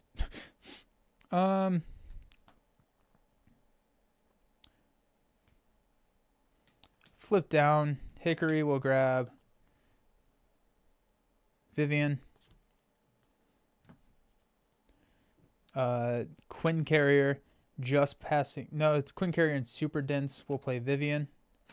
Vivian will take out the marked. Okay. I'm going to toss Just Passing Through. Was I still ready? Yeah, I guess I was. I guess I'll heal for 3. And then we'll stand up. Okay. Okay. I'm a little concerned about threat, but here we are. We got Thor, we got energy, we got strength, surprise attack, nice, and a solar beam. And I'm in dense form, so I actually heal for 2 more. So I'm up to 8. Definitely She-Hulk is similar to Captain America in terms of difficulty.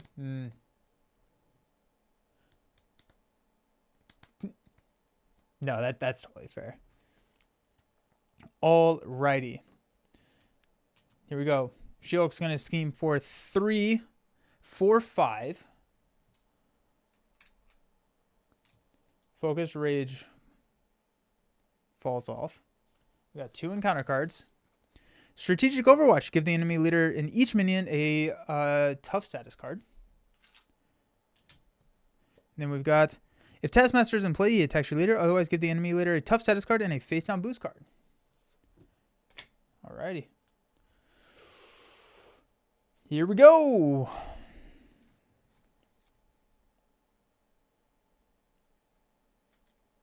Vision, Atlanteans, Namor, Royal Guards, and Power Drain. Oh, interesting. That's cool. That's fun. Vivian is going to go ahead and knock the tough here. Then I'm going to use Hickory Branch to pull Vivian back to hand.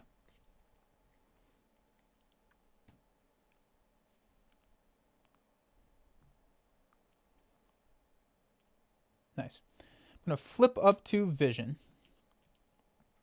We got Def Focus, Martial Prowess, and a Solar Gem to play Solar Beam to deal 7. There's 5, 6, 7. Takes us down to 17.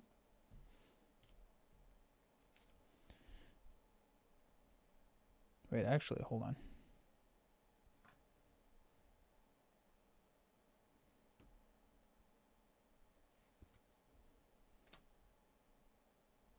Yeah, I don't have the money to pay for a surprise attack and all my allies. That's fine.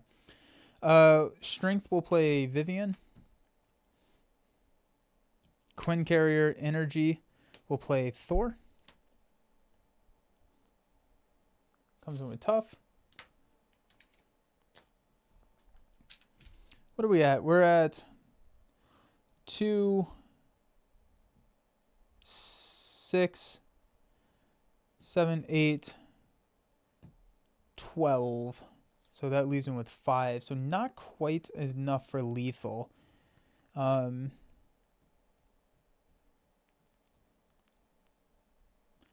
So cool. We're going to flip into intangible form. We're going to thwart 6 off the main. Take it down to 1. And then we've got Iron Lad attacking with Thor. So 4, 6 to take us down to 11 here. Okay, that feels decent. Let's stand up. Yeah, the Vision intangible thing really gets in trouble with the Mighty Avengers, the +2 attack. What kind of binder is that? Regular card sheets? Yeah. You're on YouTube. If you scroll down to the video description, there's a link to a Google Doc that has all of my accessories in it, and it has a link to all the sheets that I use. I don't recall what they are off the top of my head. As with Vision main scheme, he mills you, so they work. Oh, that's fun. That's fun. I'm gonna hold on to surprise attack, actually. We've got Spider-Girl, Just Passing Through, Encounter card.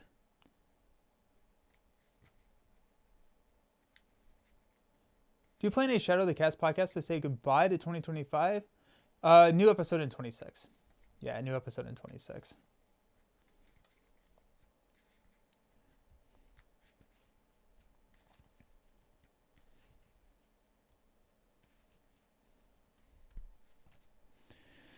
Okay.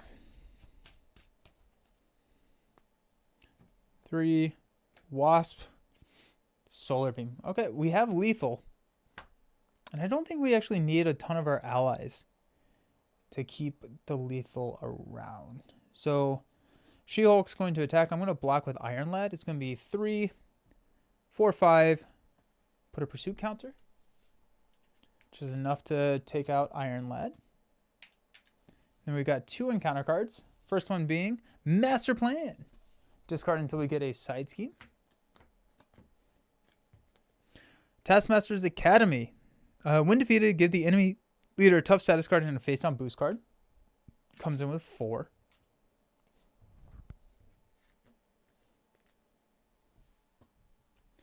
How do you feel about the win reveal? They can't take damage this turn. I like it for PvP. I'm indifferent to it in co-op. We got Gamma Slam. Discard the highest cost ally or support you control. Place threat on the main scheme equal to that card's cost. No threat was placed on the main scheme this way. This card gains Surge. I'm going to toss a Quinn Carrier. And this goes up to 5. That is good to know that that is in there. That is a terrifying card. All right.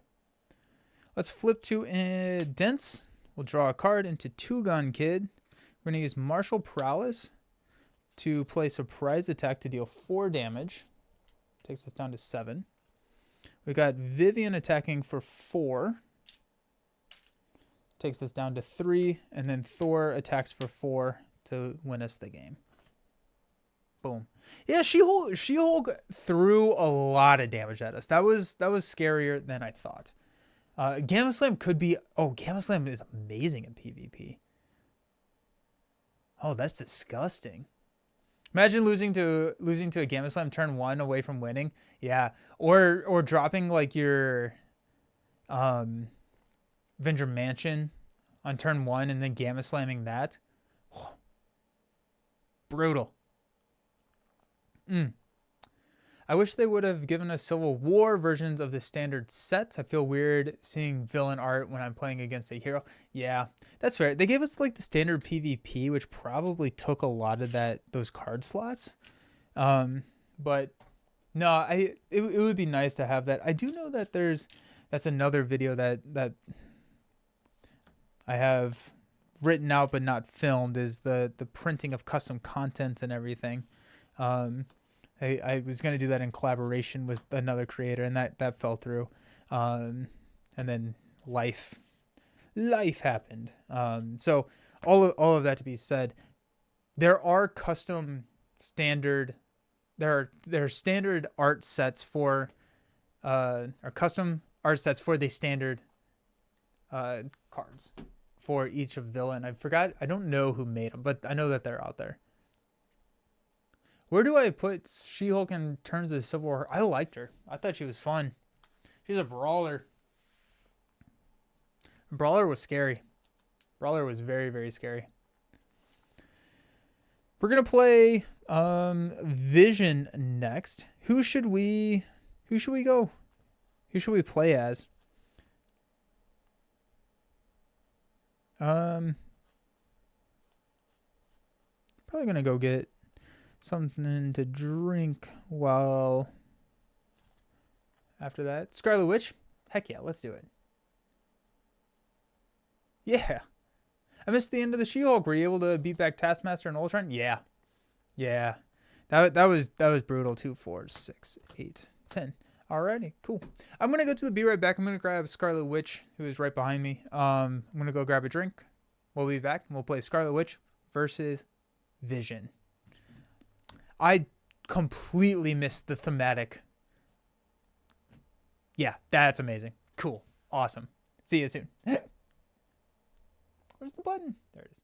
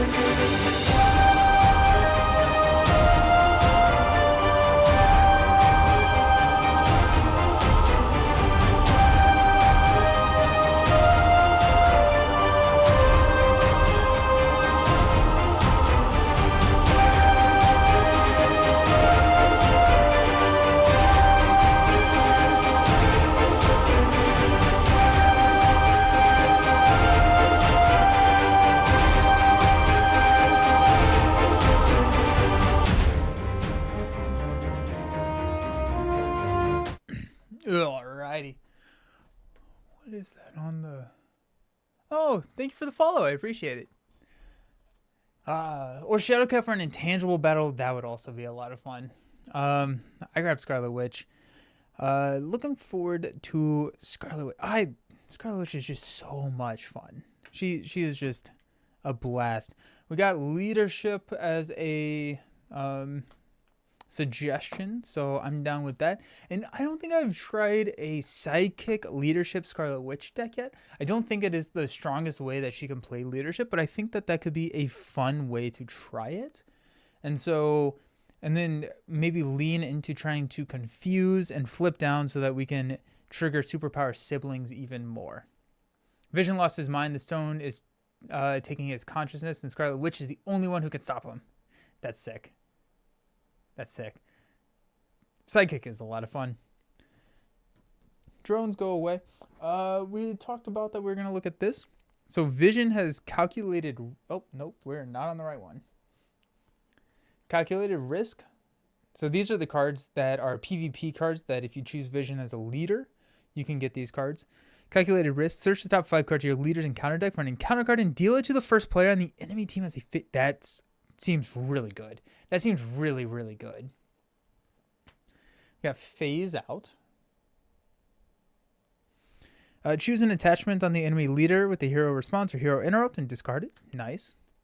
Synthezoid Strike. Your Vision leader attacks the enemy leader. Vision's mass form attachment is dense, gets +1, and piercing. If it's intangible, flip it to dense before resolving the attack. Then Android Assistance.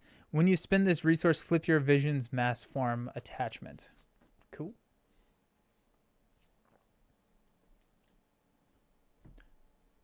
Nice.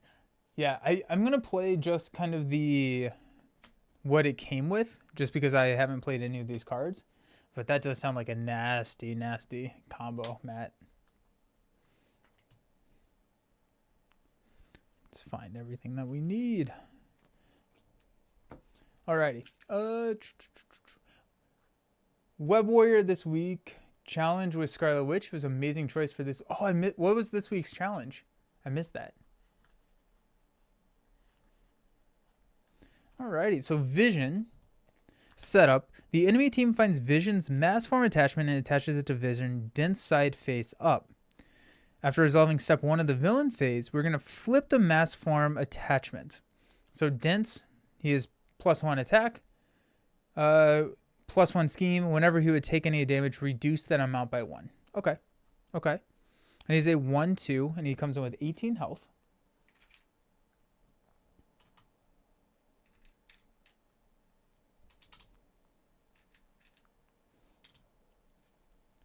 Alrighty. Let's build a sidekick deck. Leadership deck. And I do want to... I'm going to keep the same constraint of keeping to... 8 basic cards. And that's going to be a lot harder with Scarlet Witch. Because I want my doubles. I want my Sorcerer Supremes. Yikes. Yeah, I did. I put the Sorcerer Supreme in here. Sorcerer Supreme, doubles. I want Spiritual Meditation. Those are our cards.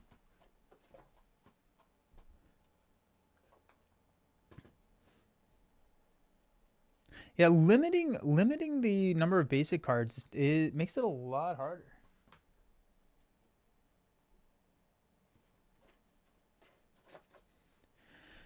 And Quinn Carrier, like if we're trying to limit to 8, just as like a self-limitation thing, we have one more card. 10 basics? You think it should be 10? Mystic is a hard trait to limit to 10 cards. I'm down to try 10. Done to try 10. 8 is way too restrictive. That's fair. I also think that with 8, like if they did 8, like basic would look different than it does now. I think basic... I wish that 90... I'll say it, 95% of basic cards, 98% of basic cards should be restricted by trait. I think that's how I'd like to see basic going forward. No limitation on how many you can have, but like Moon Girl, play only if your identity has a champions or genius trait, like that be on pretty much all of the basic cards. Because then it gives each team their own like feel. And then yeah, that would be my thought. Love the custom art on Sorcerer Supreme. Yeah. This is one from MCDC. Question about deck building. How often do you include 3 copies of a card? Most of the time I use 2. Yeah, most of the time I use 2. If I'm building a deck around a specific interaction, like a dive bomb, I'll use 3. If it's if I'm running ally heavy stuff, I will run like attachments. I will run more of the attachments. But yeah, Voltron and Quicksilver is going to be kind of fun actually. Avatar Jesus. What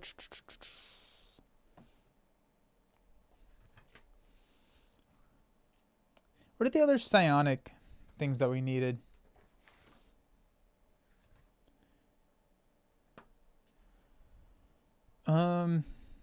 Face the past. What is Scarlet Witch's nemesis again?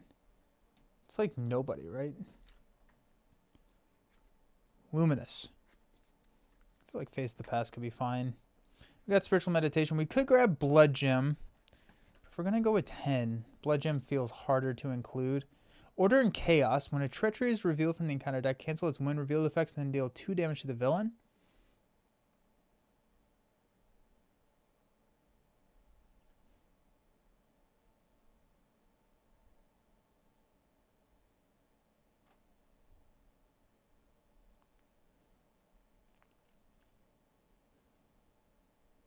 Seems kind of fun.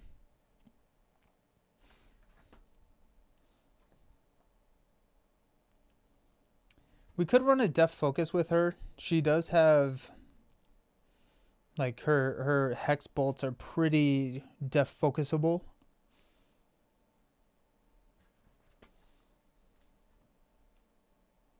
We got Sorcerer Supreme.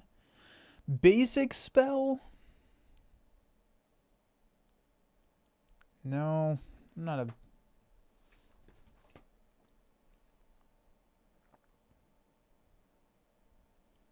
Let's grab the Coin Carrier.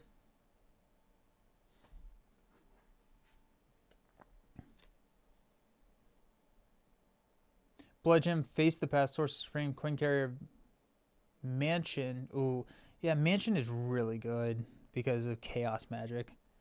She can just solve that problem real quickly. There's Coin Carrier. Let's grab Mansion. 2, 4, 6, 8, 9. I'm gonna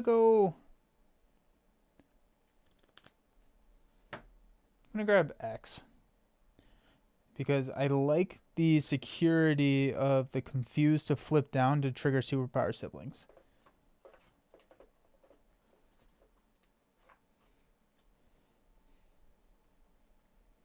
That being said, we do have Hex Bolts, which could confuse. With the status cards that we can put on there.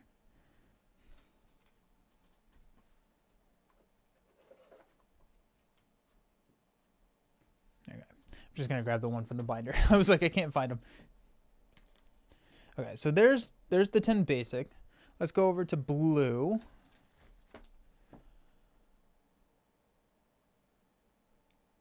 Thanks for making my day better. I'm with a lot of work and currently I'm alone. I feel like you are making me... Oh, I'm so... Yeah. Thank you. Yeah. I'm glad that... Not that you're alone, but I'm glad that we're able to do this. Yeah, this is a lot of fun. I got into Lord of the Rings late. Nice. And it was very expensive. Yeah. Unless they reprint it, I'd not get into it unless you've played something. Love it. If you love something, don't let it go. Dude, yeah. No, it's hard to get into Lord of the Rings now, but I love that game. Oh, it's so good. Yeah, five cost allies are really interesting. What are our 5 cost allies? Oh shoot, White Tiger is so freaking good because we start on stage 3 and we go to stage 4. Heck yeah. We want Kalu. We got Giant Man as a 5. We got Spectrum as a 5. But those are not Chaos Magicable. Captain Marvel. Always try and catch a Nelson stream when I'm free. Chill time unless I'm suggesting Sauron mod sets. Yeah. Let's grab our Sidekick package and then see how many slots we have left. I think that's that's important to do because the Sidekick package is not insignificant. We'll grab Suit Up, Side by Sides, Sidekick, which I think we have special art for Sidekick now. So we have Bucky and Cap. So let's grab Bucky and Cap. Actually, hold on. Which one do you like more?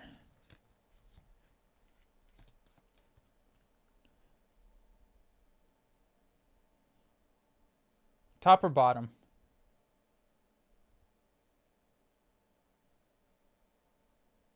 They're both pretty cool.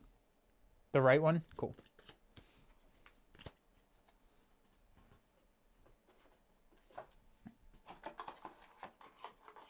Nice. So we got our Sidekick. 2, 4, 6, 8. I'm going to grab Call for Backup just to get another way to get Quicksilver in. That's 9. Okay. Does that feel... That feels like all of the Sidekick specific things, right? So I think now we want to Voltron some stuff. So let's go Inspired. There's 10. Let's go Power Gloves, Sky Cycle,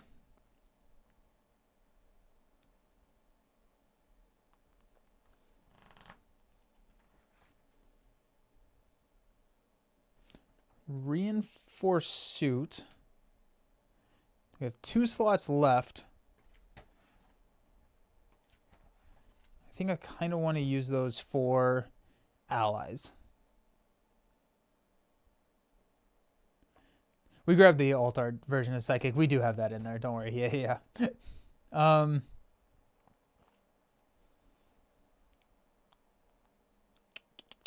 Beta Ray Bill is kind of interesting. Inspiring Presence. I could see it. White Wolf and Iron Man. I could see it. I think I'm only going to be Voltroning... What's his face? Quicksilver? And so... I don't think that I need too many more copies, or like an Iron Man or anything, because I think all of our attachments only have one target. We have Sidekick, or Sidearm, sorry. Let's grab that.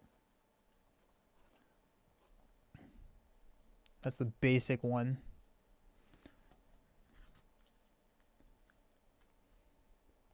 Oh, rapid responsing, Captain Inspiring Presence is, that's the heal 1 ready.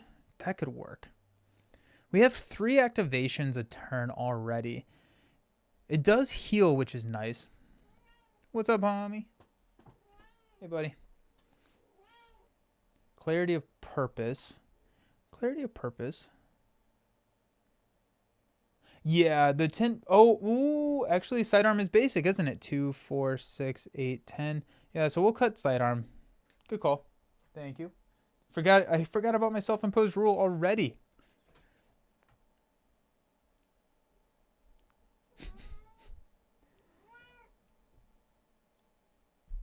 Blood... think Blood Gem over any of these basics.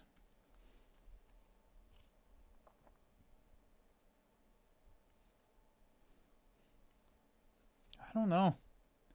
Blood Gem. We have 2 slots left. I want to avoid Make the Call. I want to avoid Maria.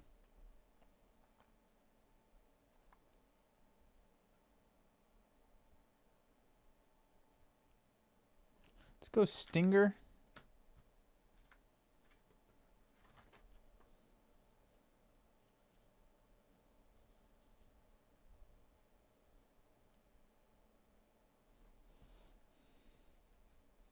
Crazy idea. Mighty Avengers.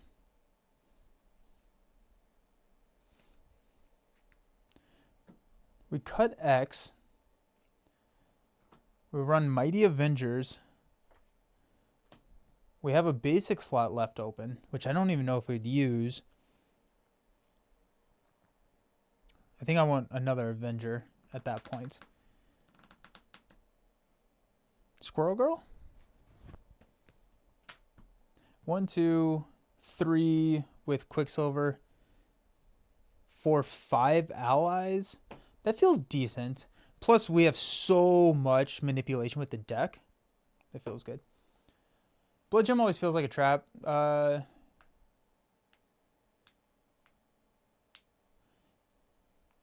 Yeah, Blood Gem I find is really good early game and then a great cut off guard target. I'm gonna run a Ant-Man because he's super easy to get onto the table, and that puts us at 41 cards. With the card draw that we have, I am happy with 41. We have the Avengers. Yeah, we feel good. We feel good with that.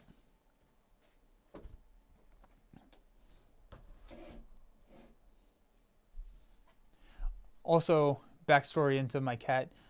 Strudel is scared of everything. He is scared of all the noises. He is scared of everything. I just put the binder down and it made a small sound and he ran away. New thing that he's scared of. He's scared of ceiling fans. So yeah, so he'll like come into a room and then realize there's a ceiling fans in there and then he runs away. I read that that's like he thinks it's a bird of prey. Don't know what that's about. My cat, where she died at the vet, but like where she stopped moving was directly under a ceiling fan. So I don't know if he's associated that somehow with that. But yeah, he's strange. So many supports and upgrades already. Love to see deck building. We planned on different. Yeah, nice. It's gonna be fun. I have not sidekicked Pietro before. This will be fun. The best viewers? I already have the best viewers. Come on. Hexbolt is gonna do so. I love Hexbolt so much. Alrighty, so choosing seems. Got the leader's side scheme. After resolving step 1 of the villain phase, each player discards the top 3 cards of their deck. Okay. Gross. Vision. After resolving step 1 of the villain phase, flip Vision's mass form upgrade. Just passing through. When defeated, the player defeated this scheme confuses their identity. Otherwise, they stun their identity. Alrighty. Cool. My cat Jojo was a rescue, so he took a while to stop running away in a comical way. We named it after Joseph Joestar from JoJo's. He's always running away. Now he's chill. I think Wanda's design was ahead of its time. Yeah, she feels like a hero from 2025. She's amazing. I agree. I feel the same way. I feel like that she's interesting. She feels like Falcon vibe design for me. Like manipulation of like the encounter deck and stuff. Alrighty. Vision's a 1/2. We get 6 cards. Let's rock and roll. Boom. Molecular Decay, Magic Shield, the Crest, Sky, Side by Side, Power Gloves, and a Hex Bolt. I think I'm mulligan all of these. We keep the crest. We got Genius, beautiful. Sky Cycle, Sorcerer Supreme, freaking yeah. Energy, let's freaking go. Alrighty. And a White Tiger. Yeah. Absolutely. Honestly, like, okay, so yeah, we can do this. Energy and Sky Cycle will play White Tiger. We get to draw 3 cards. Magic Shield, call for backup, and a side-by-side. Magic Shield and side-by-side will toss and we'll draw 2 cards, which is a Suit Up and a Warp Reality. Nice. Not a bad start. We'll go Genius to play a crest.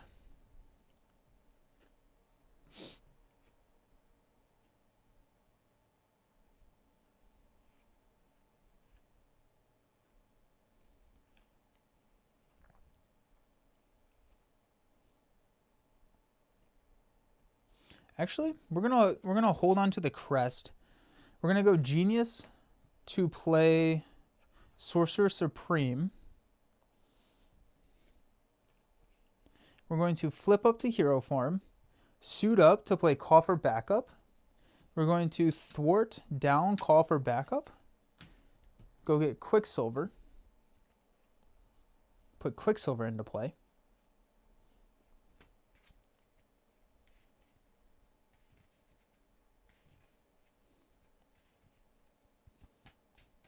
I'm not going to do that. I'm going to thwart down Just Passing Through instead and confuse myself. It's like I don't need Quicksilver right now. And I hate that hazard icon. What a turn, right? And no Sorcerer's or no Spiritual Meditations to set it up either. Crazy. Wanda's your favorite hero? I can definitely see that. We got a Warp Reality and a Scarlet Witch's Crest. We will hang on to both of those. Yeah. We've got Sidekick, Spiritual Meditation, Spiritual Meditation, and another card. Hexbolt. Woo! Freaking love Hexbolts. Those hazard icons have no chill, right? Alright, so we got 1 threat here. We discard the top 3. 1, 2, 3. And then we flip this into Intangible.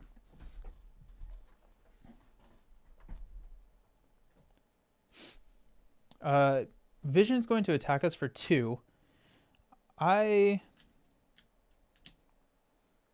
have 10 health? Yeah. I'm going to take it. 2 plus 3. That's good. That's what you want. So 5 damage there. That's fine. I will be healing at some point because I will want to be healing for Quicksilver. I just didn't want to take 5 damage right off the bat. Oof. Alright, and then we got encounter card. Janus. When revealed, if you have the Hunted trait, he activates against you. Otherwise, discard the top 2 cards of your deck. Okay, hold on. Let me see if I care. Oh, wait, actually, I'm going to use her ability to only take 2. Yeah, I forgot that this is once per phase. Then this is my encounter card. Is Patriot. Toughness. When revealed, give the enemy leader a tough status card. I'm okay with that. Yeah, cool. She was in your top 3 of your Pub Meeple list, and I was surprised because I thought Silk was going to get higher, but I still enjoy her. Nice. Okay. Spiritual Meditation. We're going to draw 2 cards, discard a card. We've got Hexbolt, Molecular Decay. We'll discard a Warp Reality. Got Spiritual Meditation. Draw 2 cards, discard a card. Strength, beautiful. And a Kalu. We'll discard the Molecular Decay.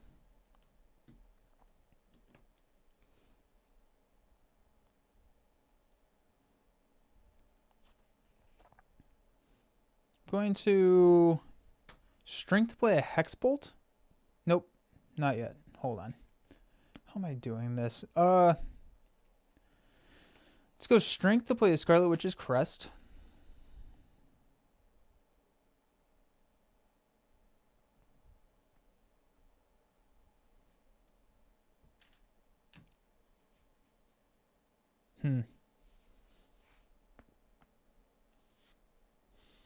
I want to play the Hex Bolt. I think it's worth playing the Hex Bolt. And we just hope for the best. We're gonna use Hex Bolt. We'll discard 0, 0, 0. Wow. Okay. We'll discard this and draw a new one.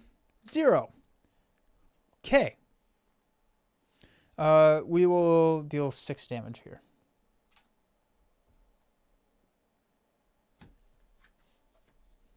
That was insane. I don't think I've ever gone 4 for 4 on that. Intangible didn't flip. It started in dense and it flipped into intangible during step 1 of the first villain phase, and we've only gone through 1 villain phase. So I think we're still good. I'm going to thwart to get rid of the confuse. And we're going to stand up. Less cool of a turn than last time. Mighty Avengers, Squirrel Girl, Stinger, Inspired, Mansion. 2, 4, 6. We're going to lose Chaos Magic, I bet. I'm feeling it. I'm feeling it in my bones. Alrighty, so we go 1 here. We'll discard Suit Up, Ant-Man, Spiritual Meditation. This flips to dense. Vision's attacking us for 3. I'm going to block with White Tiger. +1. Knocks White Tiger out. My neighbor will not stop blasting Sleep Token like Nancy. Nice. Then our encounter card is a Crescent Dart. Attached to Moon Knight, otherwise attached to the enemy leader. When the enemy leader attacks, it gains piercing and range. Discarded after this attack. Cool.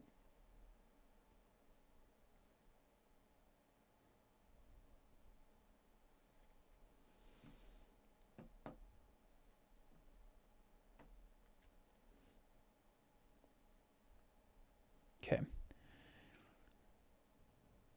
Okay. How do we want to do this? I want to get Stinger out. Inspired and Psychic. I think that's the play here. Because then we can clear Call for Backup and get Quicksilver. Is there any way we can hold Mansion? Because we are pretty much guaranteed. I don't think so. It's like we're pretty much guaranteed Chaos Magic next turn. 2, 4. We are guaranteed Chaos Magic and Quicksilver, for that matter. So do we call for backup? I think we. Okay. So if we call for backup, somebody else, who would that be? Professor X? No, we cut Professor X. I think we just get it on the table and we get the engine rolling. So let's go Mansion to play Stinger. Stinger and Scarlet Witch will thwart down Call for Backup, which will go get Quicksilver. This is our hand, by the way. Okay.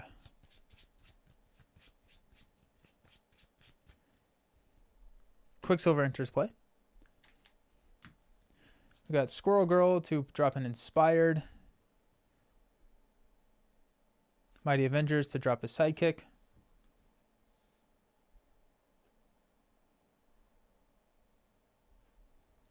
Quicksilver will thwart for 2.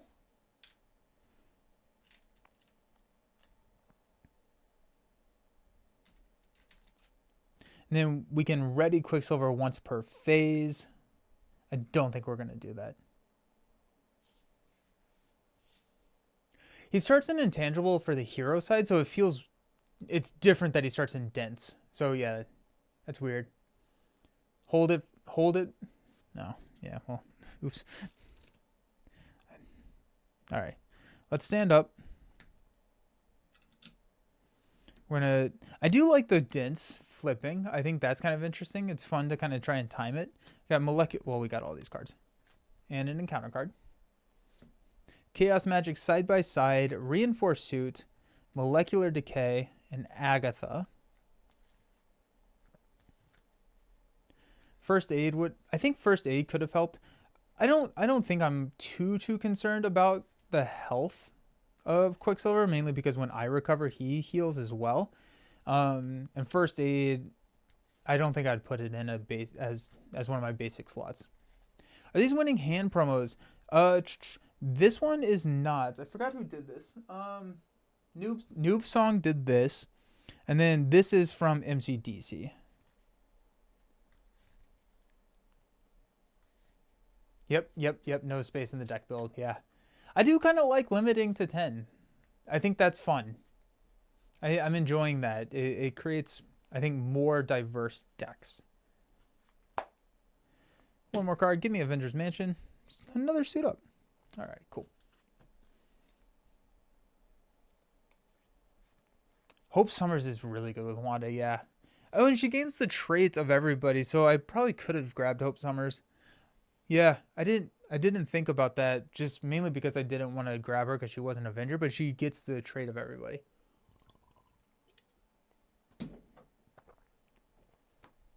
All right, we got one and a mill. No Mighty Avengers. Then we flip here. Vision's attacking us for 4 with piercing and range. We'll block with Stinger.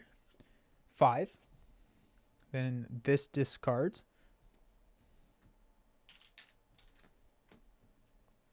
We got 2 encounter cards. First one, Crescent Dart is back. And a Super Dense Strike. Exhaust the character you control. The Dense attachment is in play. 2 damage to that character. If Intangible is in play, flip the attachment. Okay, so this flips. I will exhaust Quicksilver. Cool.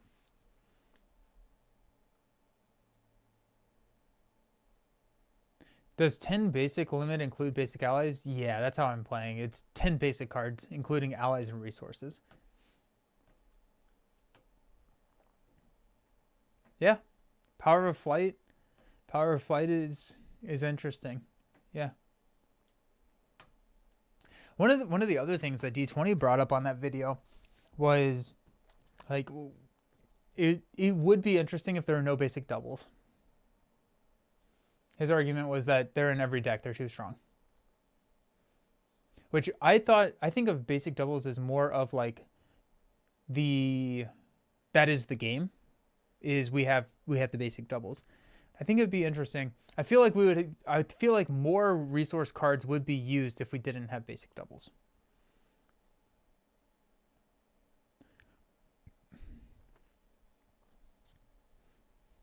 Alrighty, what are we doing?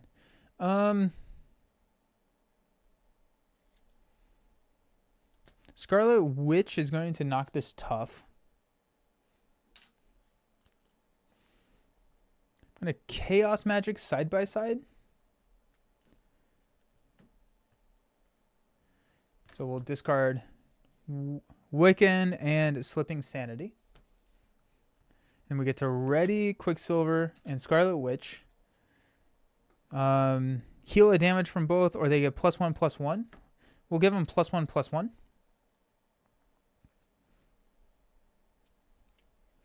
Quicksilver will attack for 4. He will ready and attack for 4 more, so that is 8.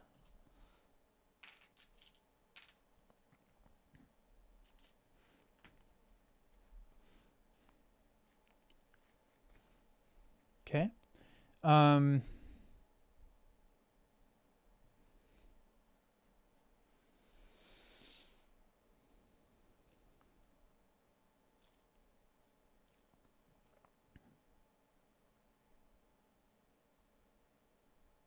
Do I want to... I could attack for 2. I could thwart that main down. He's going to be scheming for 2.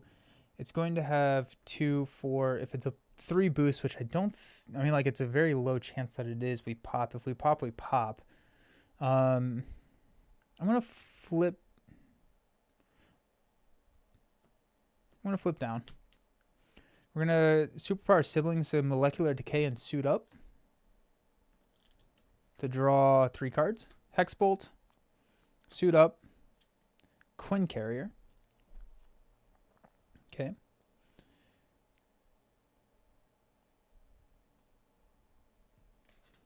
Go Agatha.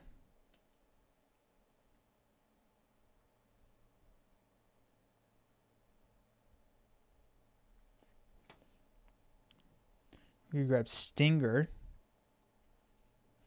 Let me go ahead and heal. I'm going to go up to 9 and heal 2 off of Quicksilver.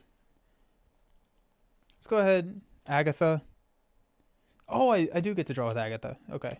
So Quinn Carrier plays Agatha. No, hold on. Let's go Hexbolt to play Agatha. Agatha, look at the top 3. Got Magic Shield, Hexbolt, White Tiger.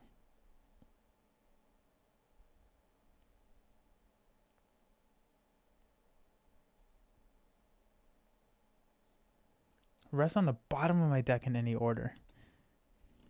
I'm going to grab White Tiger. Go Hexbolt on top. I'm going to use these 3 to play White Tiger. Draw 3 cards. Spiritual Meditation, Genius, and a side-by-side. I'll Spiritual Meditation to draw into a Spiritual Meditation and a Molecular Decay. I'll toss the Molecular Decay, Spiritual Meditation to draw into a side-by-side and a Hexbolt. Not the finish he had hoped for. Okay. White Tiger, let's go ahead and thwart that down to nothing. And I think that pretty much saves unless we grab Dark Design. We have a Genius side by side. We're going to hold on to the Hexbolt and we'll stand up. I don't think they're too strong. Definitely they make a powerful hero feel more powerful, but imagine a hero like Quicksilver without a double card. Yes, and I think this is a change that is so drastic that it changes a lot of the game, right? Like I think cost gets skewed slightly. I do think it's a valid argument that they are in every deck, so that they are too good. So I can see that as a valid argument. Back to basic mode, you may include the max number of basic supports in your deck, but only choose from 10 specific basic cards. Yeah. On basic spell, you can have 3 of them, but it takes up a slot in the 10. Oh, so you can get... Oh, so like... I see what you're saying. So basic spell takes up 1 of the 10 slots. Interesting. The rules reference just dropped. Huh. Well, that's exciting. So that's not coming on Thursday. Let's finish this and then we'll go through the rules reference together. That's exciting. Yeah, so I was not expecting it on Wednesday. Cool. Thank you for letting me know. I appreciate that. Got Power Gloves, Kalu, and Strength. Ooh. Vision's going to have a hard time. Got 1 threat here. Magic Shield, Energy, Spiritual Meditation, flip to Dense.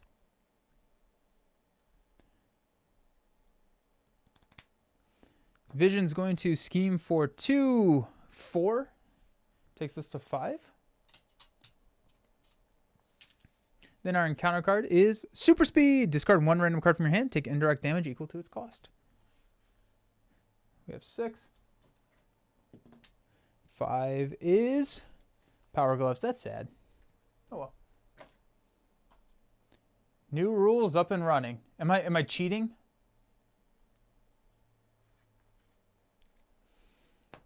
Alrighty. Let's start out with a Agatha. We've got Squirrel Girl, Sky Cycle, Molecular. We'll take Sky Cycle and we'll throw Molecular here.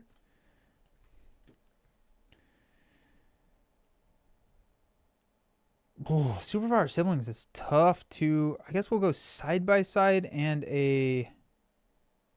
No, I guess we'll go Kalu and Hexbolt to draw 3. We got a Magic Shield, Mansion, Hexbolt.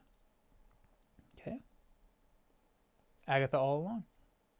I think 7 per player is a good limit on schemes for solo play. Not really. It's 7 is low. 7 is low. Okay. Let's flip up to hero form.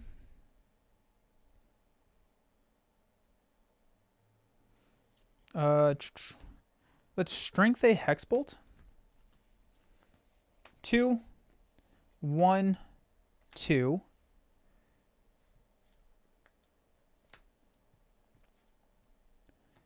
I am happy with that.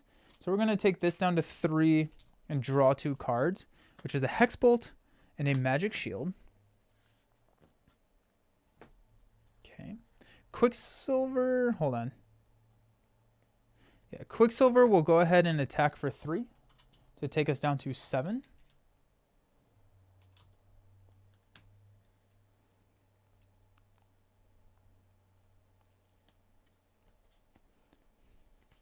We're going to Genius Hexbolt. We got 2, 1, 1. I'm going to recount this 1 into a 2. And then I am going to Scarlet Witch to take this to a... Actually, I did not intangible that. We should have one more. Take that to a 3, which will confuse Fission. No, we'll give ourselves a tough status card. Because I assume he gets steady. And then 2 draws us a card, which is Molecular Decay. And 1 removes 2 threat from here. Nice.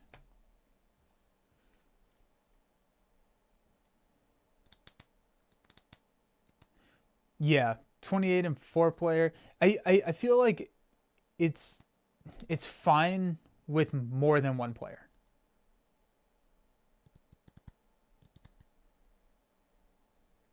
Almost want a higher start with a Hinder X adder. That would be a good way to do that.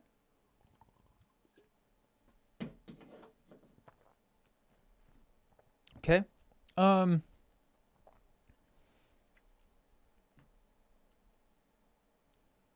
he has piercing right now. That's fine. We'll chump with White Tiger. Magic Shield will play a Sky Cycle on Quicksilver.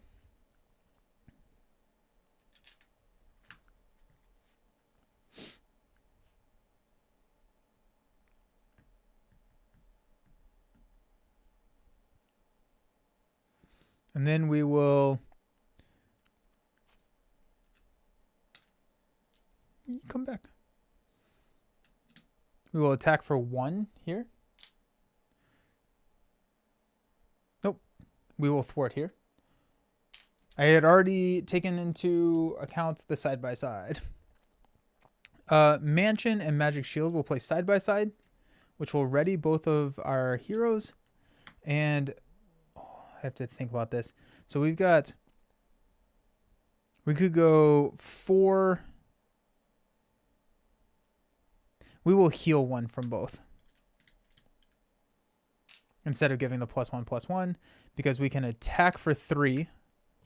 Take him down to 5. Nope. We will, no, I'm sorry. We will give them both the +1/+1. I forgot about the intangible. So he will attack for 4, dealing 3 damage.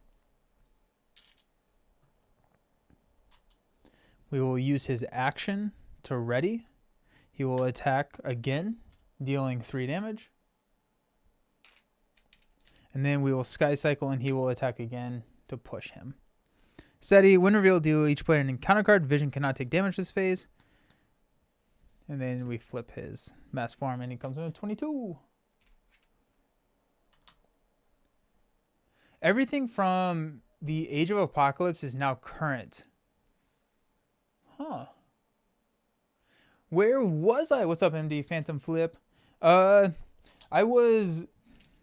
over Thanksgiving, my father fell off the roof He is fine for falling off the roof, as fine as a 65-year-old could be for falling off the roof.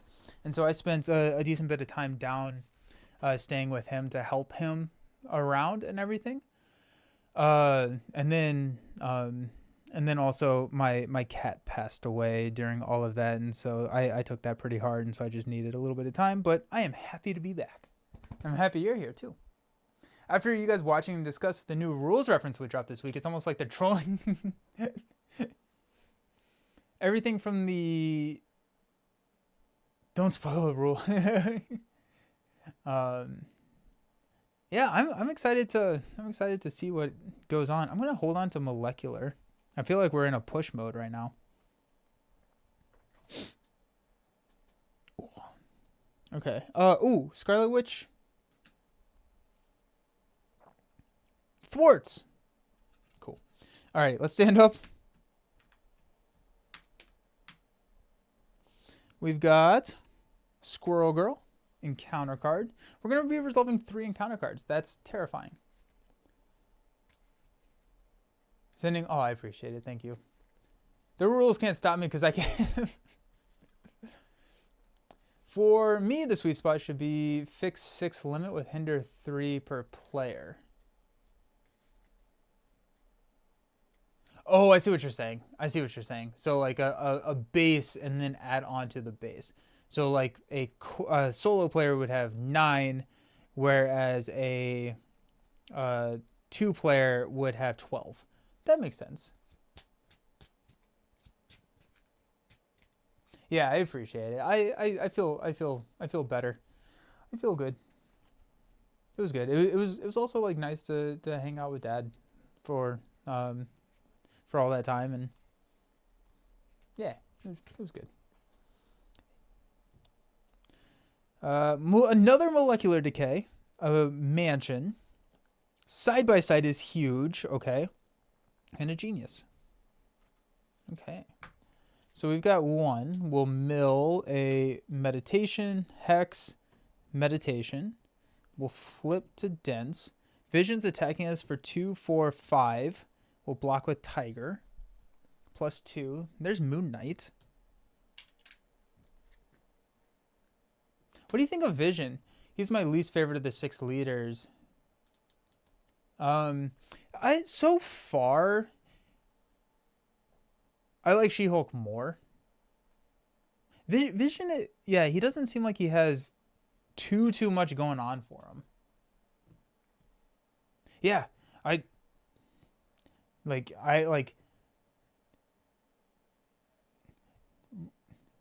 questioning if he should have, but he was walking 5 minutes after he fell. Yeah, it was crazy.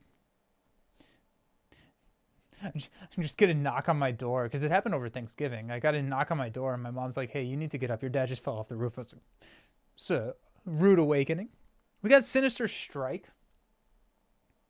So we'll place a pursuit counter. Vision's going to attack us for 3. Exhaust your identity. Knock the tough. Superpowered siblings. When defeated, the player defeated this scheme discards 1 card from their hand. Comes in with 4. And then we've got Kanashku's Avatar. When defeated. Okay, we're going for broke here. So I hope I don't have to worry about these when defeated things. Vision with all 4 upgrades is... Oh, he has some upgrades. I gotcha. My least favorite is still Spider-Woman to play against just because she's like brutal.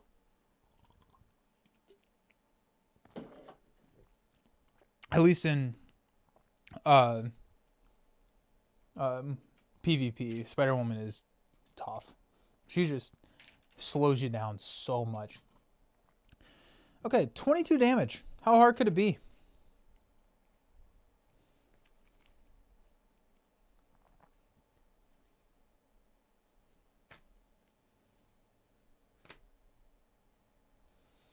Can we get there?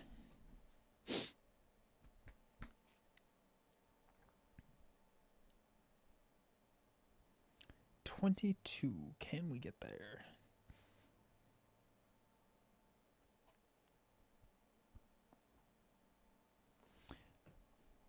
He's in dense form, so we're going to attack for 3. It takes him down to 9. 1 health left there.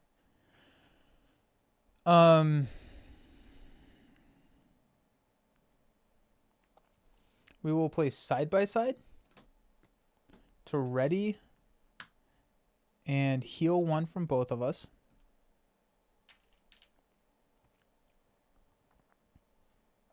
We will attack for 3. Take him down to 1. We will molecular decay. 5 damage to an enemy. Discard the top 2 cards in the encounter deck. 5, 7, 10, 11. There's 11. That was an insane molecular decay. That was wild. We will attack here for 1. Take him down to 4. Oh, we're going to be 1 short. That's so funny. We are 1 short. No.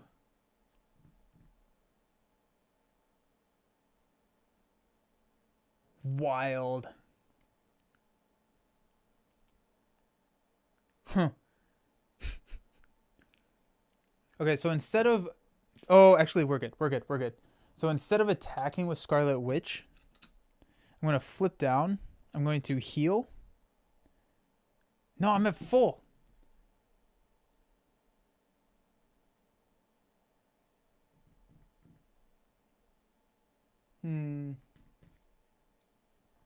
Okay, so I'm going to have given Quicksilver the +1/+1.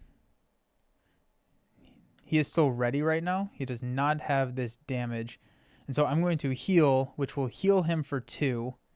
Then he attacks, and now we are good. In terms of the side-by-side. So I did not heal Quicksilver or Wanda. I gave them the +1/+1. And so Vision should have a little bit more damage, but that's fine. We'll Sky Cycle to ready. We will attack for 4 or 3, and then we will use his action to ready and attack again. The Psychic works a little bit better than I thought, mainly because of side by side, because Quicksilver can really iterate on that side by side and get a lot of damage out of a +1/+1. That's cool. That's really cool. For Vision, Phantom Flip, you need to modify it to Atlanteans, Namor, and Royal Guard. Got it. Leaders are all different when you play solo instead of multiplayer. That's true. That was a wild molecular decay. Dang. Alrighty. I'm gonna go to the be right back. We're gonna pop back over and look at this rules reference and see what's going on. So, yeah, I'm gonna be right back. I'm gonna set up the stream just because there's a couple of things I have to do on the back end. Don't go anywhere, and we'll talk about new rules and see what's going on. All right, see you soon.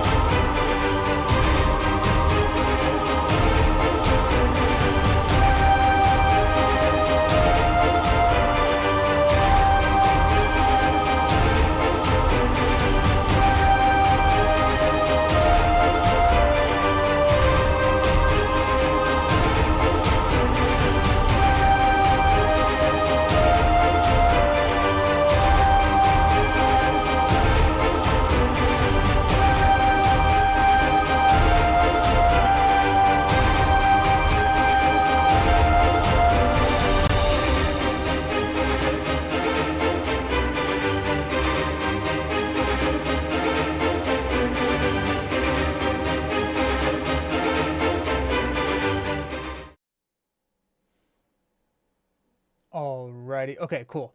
Just wanted to make sure that my audio is working. Sounds good. I don't know what is going on with all of these things. We hide those. What happens if we hide those? Hehehe. The joys of doing it live.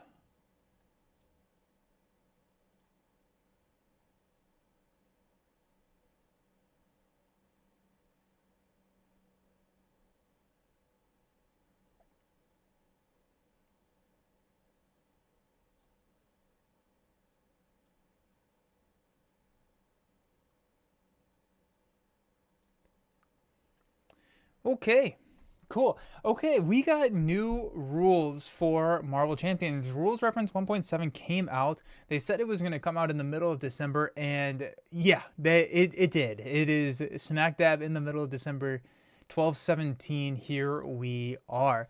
We got an article as well as I assume yep, the new 1.7 summary of notable changes and all of that good stuff. I think in this video, what we're going to do is we're going to walk through the article, which usually highlights a lot of the main stuff that's going on. And then we will also take a look at maybe some of, just flip through that document that has all the errata changes on it. I'll go ahead and pop that. Nope. Pop that back open as well. So Marvel Champions, the card game rules team is pleased to present to you 1.7 in the online rules reference. Since the last update, address areas the rules were not addressed previously and add clarity in some areas that were previously unclear. Let me make this a little bit brighter. There we go. All of these updates are intended to make your games of Marvel Champions play as smoothly as possible. Today, we'd like to discuss some of the more important changes of this update so that you know what changes they are and what were made. Defining environments. Okay, we're going to just start right in with what we are curious about. So earlier this year, we announced that a new concept of game environments was coming to our living card games. In brief, before you begin a game of Champions, you can choose a game environment in which you play. Chosen game environment will determine what heroes and player cards you are allowed to use during that game. Okay, so no real new information there. This update provided us with an opportunity to share with you more specifics about what these game environments look like. We are establishing 3 game environments. Okay, so we were kind of speculating yesterday on that video that we posted that there was going to be 2 environments and that beta and current were the same, but it does sound like there are going to be 3. We're establishing 3 environments: current environment, legacy, and the limited environment. So beta environment is not even 1. Okay, interesting. Here's a description of each along with the examples of what type of player might appeal to. Okay, so current, legacy, and limited. Current environment. I'm new to the game or I want to play with what's new. When playing in this environment, players can use only heroes and player cards from the core set and their most recently released Champions products. As of this update, this includes the following expansions and their associated hero packs: AOA, Shield, and Civil War. That is a lot tighter than I was expecting. So basically 3 waves. When playing in this environment, players can use heroes and player cards from the core set and most recently released Marvel Champions products. Does that also include the products that are the hero packs that follow the core set? So like if we go to Hall of Heroes, I assume no, but like this is cycle 1 still. Like are these heroes? I don't think so. I think what they're saying is it's core set and then scroll down to AOA. Oh wait, here we are. Yeah. So Age of Apocalypse. So Bishop, Magic, Iceman, Jubilee, Nightcrawler, Magneto, Nick Maria, Shuri, Silk, Falcon, Soldier, and then all the Civil War stuff. 19 heroes in total. Interesting. If you open the rules reference, there's a chat available of what you can use. Okay, cool. At the bottom of the last page. Sick.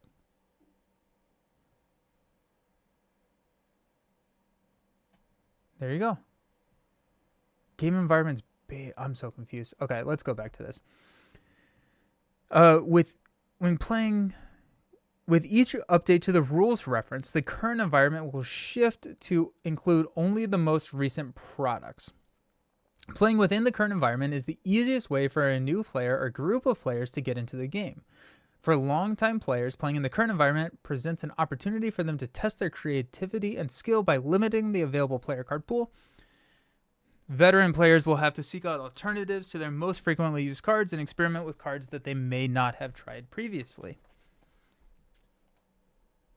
Basically like standard and Magic. Yeah, that's a lot tighter than I was kind of expecting it to be. Let me read the other ones before we talk too much about it. Legacy. I want to play with the whole collection. I don't want to change the way I play the game. If you want to keep playing the game as you have always played it, the Legacy environment is for you. In this environment, each player card pool, yep. Cool. Okay, so normal. And then limited environment. I want to mix and match current and Legacy. I want to challenge myself with a different approach. If the idea of the current environment intrigues you, but you want to come up with your own subset of Marvel Champions products from which you customize your deck, the limited environment is for you. This highly flexible environment gives you the opportunity to get creative by choosing products you want to limit yourself. Just pick up to 3 expansion boxes and up to 10 hero packs to serve as your card pool. Okay. For greater challenge and theme, try playing only with the contents of the 3 waves and products. Do you love mutants? Go with Mutant Genesis, Next, and AOA. Okay. My concern is based on the player cards only. Are the villains a little bit too hard? Imagine Expert Iron Man with only those player cards. I think that's a valid concern. My question is, who is this limited environment for? And why do we need this as a defined term in the game? I think if people wanted to do this, they could have already done this, and I'm not 100% sure what this provides by putting it into the rules, codifying it in the rules.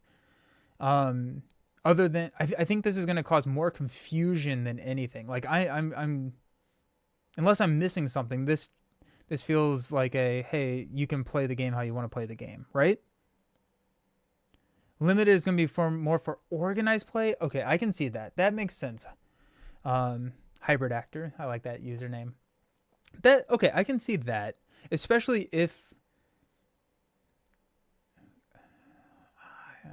Okay. Yeah, limited environment is for drafters. I want to replay the game from the beginning. It feels like the uncanny mode. Yeah. So I think my biggest question, so we do have some Q&A. I think my biggest question that I have so far is this what is going to stay in print? Is the current environment what they are printing, or is it just, I don't know. Like, these have to be in print. Like, they can't not print these. Which I think, no, AOA is still in print. But if this is the current environment, they can't not let the current environment go out of play. Has the order of response and consequential damage changed within the new rules? For example, Honey Badger Ally, I thought the previous she could ready only affects 23 if she had remained in play after consequential damage. I don't know if it has changed. I'll be interested if it does. Typically environments are a facade. That's what it feels like. What's up, Jeff?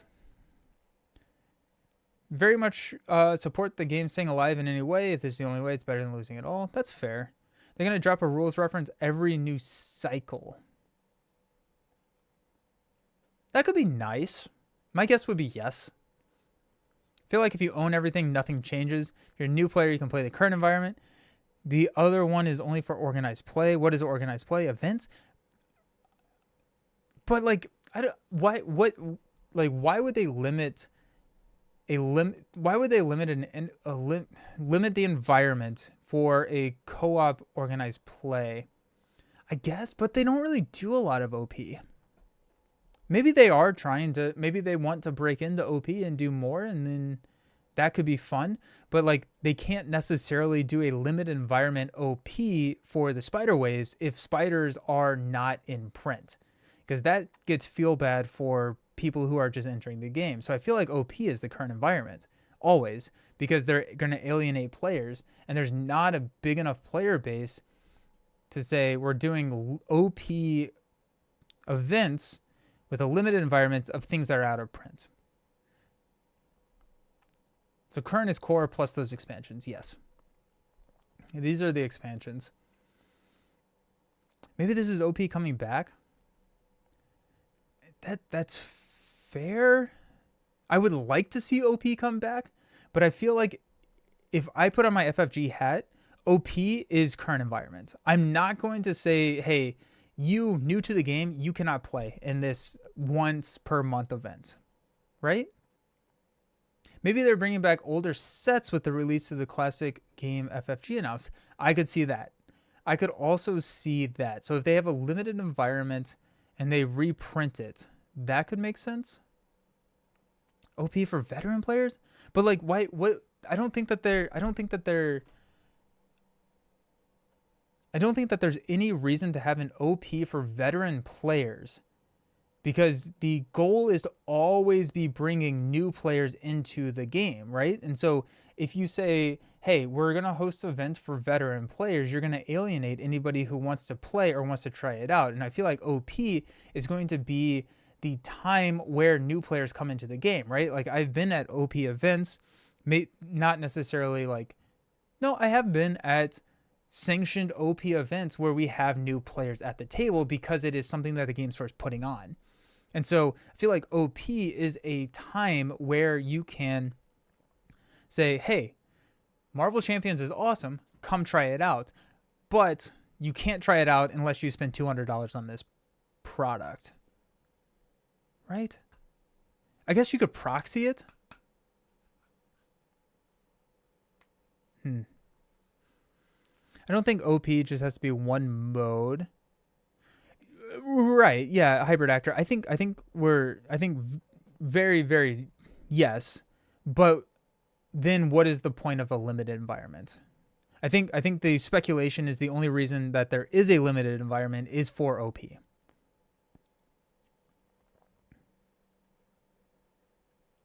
That's fair. You could break it up. What's up, game guy?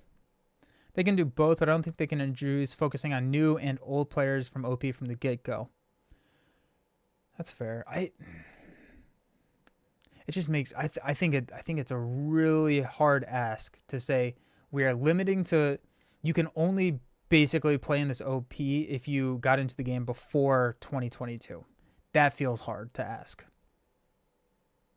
The limited pool, I think, allows FFG to limit their printing, so they don't have to print anything before AOA. I think that's current. That makes a lot of sense for the current environment, but I don't get it for the limited environment.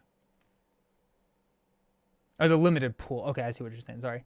No reason to have limit if it's not involving OP in some way. Yeah. Organized play. Sorry. Yeah, Epic Beowulf. Organized play. Basically, events that Fantasy Flight would put out and sponsor for the game. So like a planetary qualifier in Star Wars Unlimited is an OP event. They have 0 official OP currently. They have run OP events before. With the release of Mutant Genesis, they did some, and that's where a lot of those promos came from. Wave boxes that you can buy. That's a really interesting idea, and that could make a lot of sense for a limited environment. Let's look at some of these Q&As. We received many questions from the community. I feel like that's an understatement. Since we originally announced the game environment, so we wanted to address the most common ones here. Does the introduction of these new game environments mean I can't use older content? No. Everything will always be compatible. Everything will always be compatible, and we encourage you to play with whatever brings you joy. Only limit yourself to what is in the current environment if you want to. That does not, to me, sound like they are not balancing around the current environment. Will FFG / a later expansion ever require me to play using the current environment? Nope. I'm going to use cards every era of the game, play Legacy. Okay. Will the current environment's content always be compatible with Legacy content? Absolutely. Does my chosen game environment limit which scenarios or modulars I can use? No. This is an article saying these are the products that are staying in print. That's what they're doing. With these question and answers here, this to me, this is what is in print. Everything else is out of print. I think that's what this is saying in different words, because I don't think that the legacy and limited environments make any sense other than this is what's in print. Yeah, I think I'm going to just continue to do what I'm already doing as well.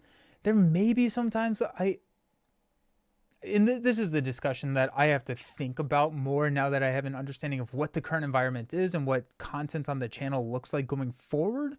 But I don't know. I feel like I'm going to play with my cards that I bought. I want to see if they raise the bar for player cards, because I think the villains could be really hard using only that card pool. That is true. It's also slightly weird that Agents of S.H.I.E.L.D. is this. So we have Avenger, Web Warrior, Wakanda. But like Web Warrior is not a trait with the current environment that we have. Avenger kind of is. It doesn't have a too much synergy with what we've printed. Wakanda never really was a trait, but it's interesting.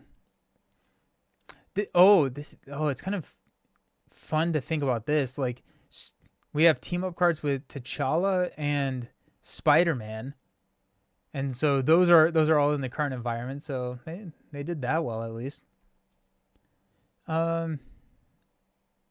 Reprint aspects in an aspect box. I think that the goal is to help make entering the game more manageable. Yeah.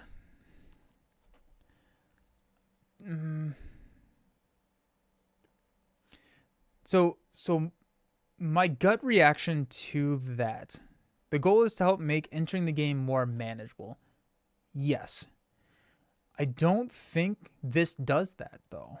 I don't think that there's any change necessarily, other than saying we have rebranded out of print to call it legacy, because it's nicer to say out of print than it is, or it's nicer to say legacy than out of print, right? I don't think that nothing changed.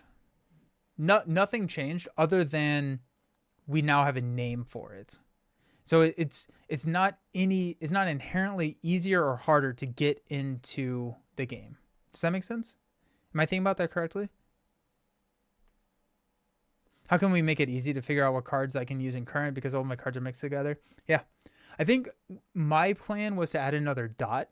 I used kind of my storage, my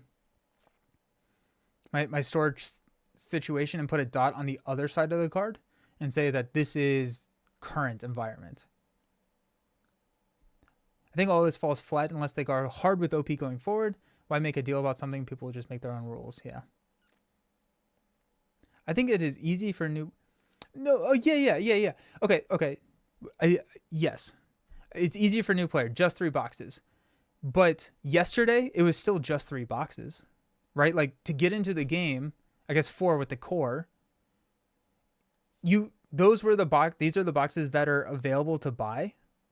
And now we just have a name that says, hey, these are the boxes that were available to buy. Maybe it makes it does it make it easier or harder for new players getting into the game? I guess the current, my current initial gut reaction is that current environment, legacy environment, and limited environment is more confusing to new players that have an understanding of a board game marketplace than these products are out of print. Right? but now it's more clearly defined. But I think my gut reaction is that the definition is more confusing than out of print. Problem is for new players, they are buying Marvel game without any of the big hitters like Avengers or X-Men. Yeah, I don't think anything changed for you as a new player. Extra dot for Legacy makes more sense. That's a lot of cards. That's a lot of cards. I will play Legacy, but if I want to play Current, I will use Marvel C. I bet. Oh, I could see CDB implementing something to have information around what is Current Legacy. Yeah. Okay. I've said it before. I think that the Vault announcement might include some character. Yeah, I could see that. That is, I think, pretty likely. No, I'm not trying to. I don't think that this is a bad thing.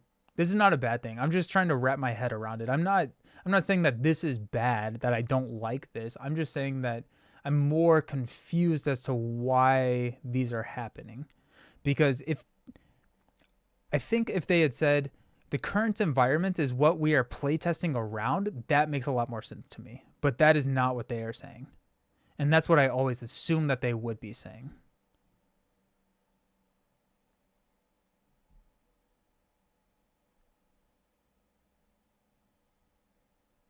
They do say that?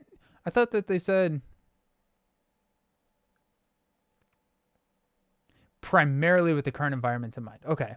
That makes a little bit more sense, I guess. Everything will always be compatible with what came before.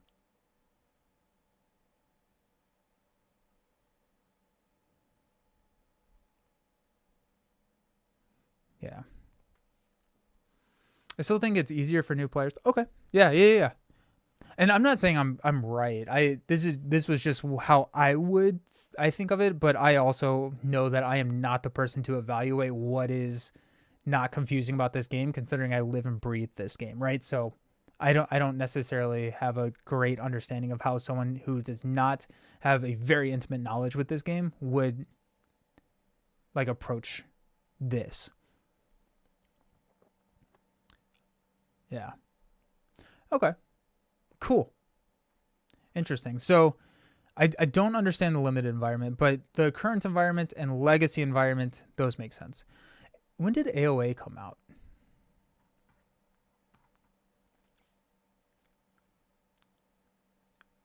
$2024. So we are looking at about 1.5 years of current environment. Okay. 2 years. 2 years of current environment. But Deadpool is, yeah. So it's the last 2 years. It's the last 2 years is what is the current environment.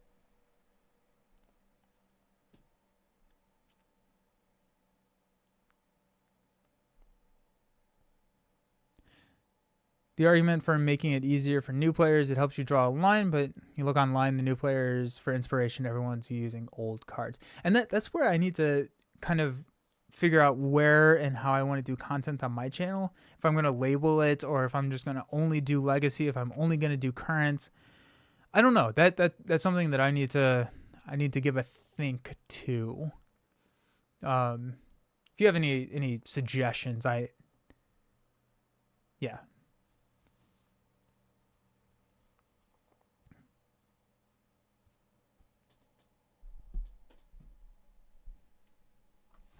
I wonder at what point the new environment ticks over and the Age of Apocalypse disappears. My guess would be yearly. My guess is that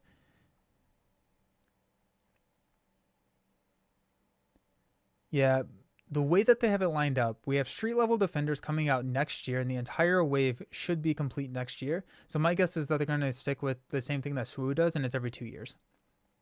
The last 2 years is the current environment, which is, I think basically what it is. These are the products that are in print. I feel like doing current specific content can help existing new players, but also bring in new players. Yeah.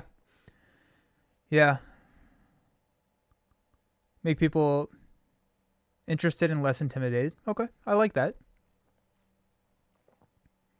I know you guys talked about the cadence not being sped up with releases, but technically we just got Civil War due to delays and we're getting a box in the summer. Maybe another in 6 to 7 months. 1 week of Legacy, 1 week of Current. Oh, that would hurt my brain so much. Alrighty. I hope you do both. I'm interested in using Current as a lever to make the game more difficult. What does an aspect deck build that now looks like without staples? Yeah. Legacy players will always show up, but Current will leave as they don't have it. Yeah. Interesting. All right, let's see what else they updated, because they updated more than just the environments. And I'll think about that more, and we'll be talking about that, I assume, a lot on the channel. Interesting. Yeah. I think my last thing, primarily with the current environment in mind. Okay.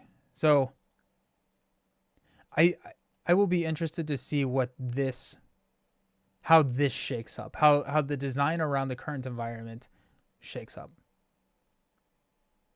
Yeah.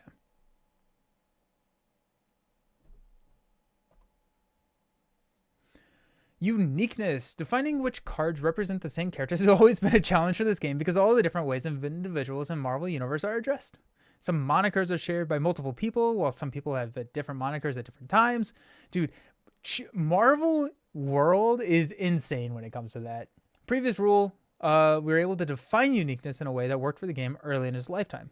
As we added more versions of the same character, those rules got more and more complex. With the release of Civil War, which introduced many more heroes as encounter cards, we decided to give the uniqueness rule a major overhaul, an attempt to simplify them. No rule set can perfectly ensure that the same character can't show up in multiple places while allowing a group of characters who share a moniker to show up together. But we feel that these new rules strike a good balance between simplicity and storytelling. To determine if two cards match for the purpose of uniqueness, you compare them in one of two ways. If neither card is an identity card, and neither has a subtitle, you simply compare titles to see if they match. 2 copies of Yarnborn Upgrade, Thor match each other. Do we have 2 Yarnborns, or did we just get told that we're getting another Yarnborn? I don't think we have 2. I don't think that there are 2. I think we're just told that we get another. We're getting another one of these. Match each other, as do the Jessica Jones ally and the Jessica Jones minion. Thor leader on the way. There we go. Interesting. Okay. Neither card is an identity or has a subtitle. Compare the titles to see if they match. Okay. If either card has a subtitle or an identity, compare its subtitle or alter ego title to the card's other title, subtitle, and alter ego title. If any of the 3 are the same, those 2 cards are considered to any of the 3. Oh, Black Panther core set, T'Challa ally from Black Panther Hero Pack, and the Black Panther leadership ally are all considered to match.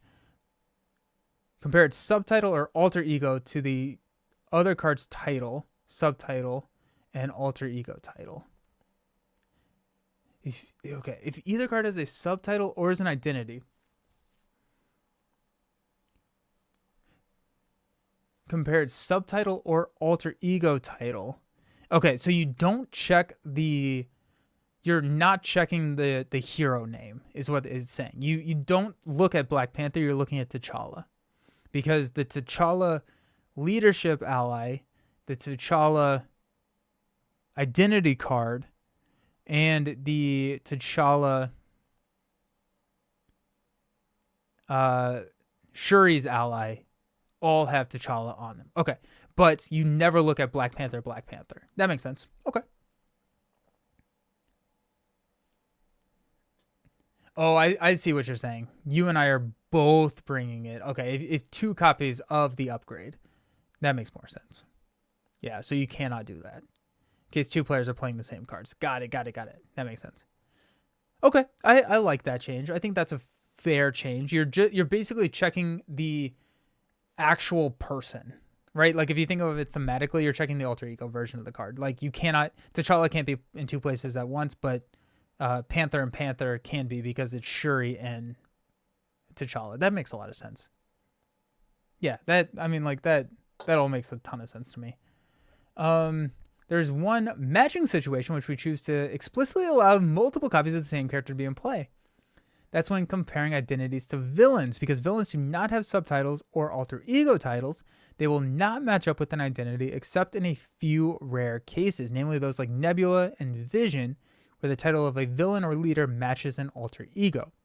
Since the rules allow you to play Captain America against Captain America or Magneto against Magneto, we decided that you may have Nebula fight Nebula and Vision fight Vision, leaving it to the players to decide if they want to allow these matchups at their own table. Yeah, okay. That makes sense. Nice. Cool.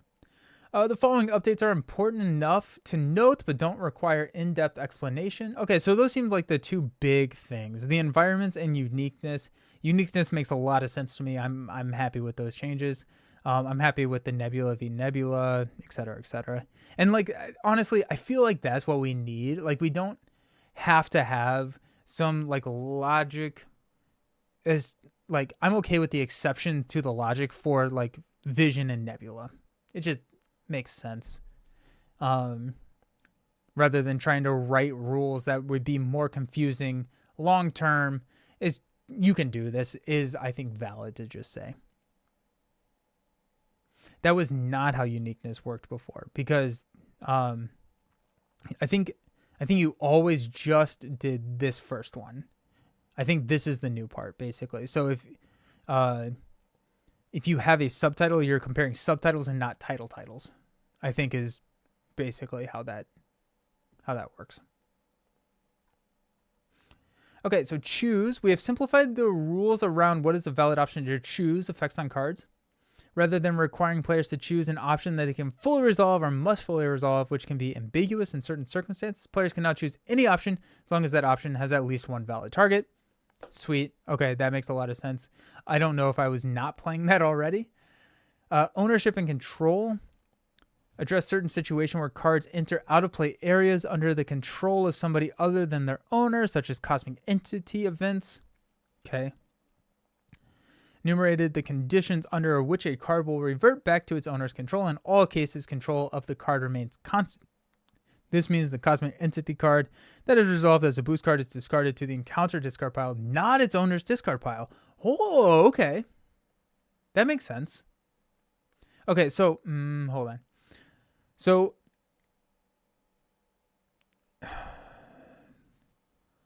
or the encounter cards in the Mysterio scenario from Sinister Motives, which a card will revert back to its owner's control in all other cases. Oh, I bet they go into it a little bit more.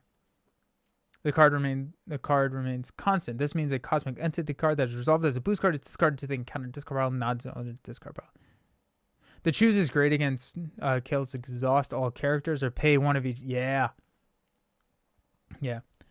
We got a referential ability. Our previous update to the section shut off some card interactions that were intended part of the design, such as Pyromaniac, searching for and revealing the Pyro Minion. When a card with the same name is also a part of the same encounter set, to enable these interactions once more, we have removed the requirements of the named card belonging to the same encounter set and added a separate level of referential abilities that looks only at encounter cards for encounter card abilities or for player card abilities. There's still a level of identity specific card, so you cannot ready your Venom ally using your run and gun event. Sure. Reveal. That makes sense. I think a lot of these are things that I assumed were how it was supposed to be, and that's how I've been playing. So we've established a stepwise process for revealing encounter cards in order to clear up any timing questions. Okay.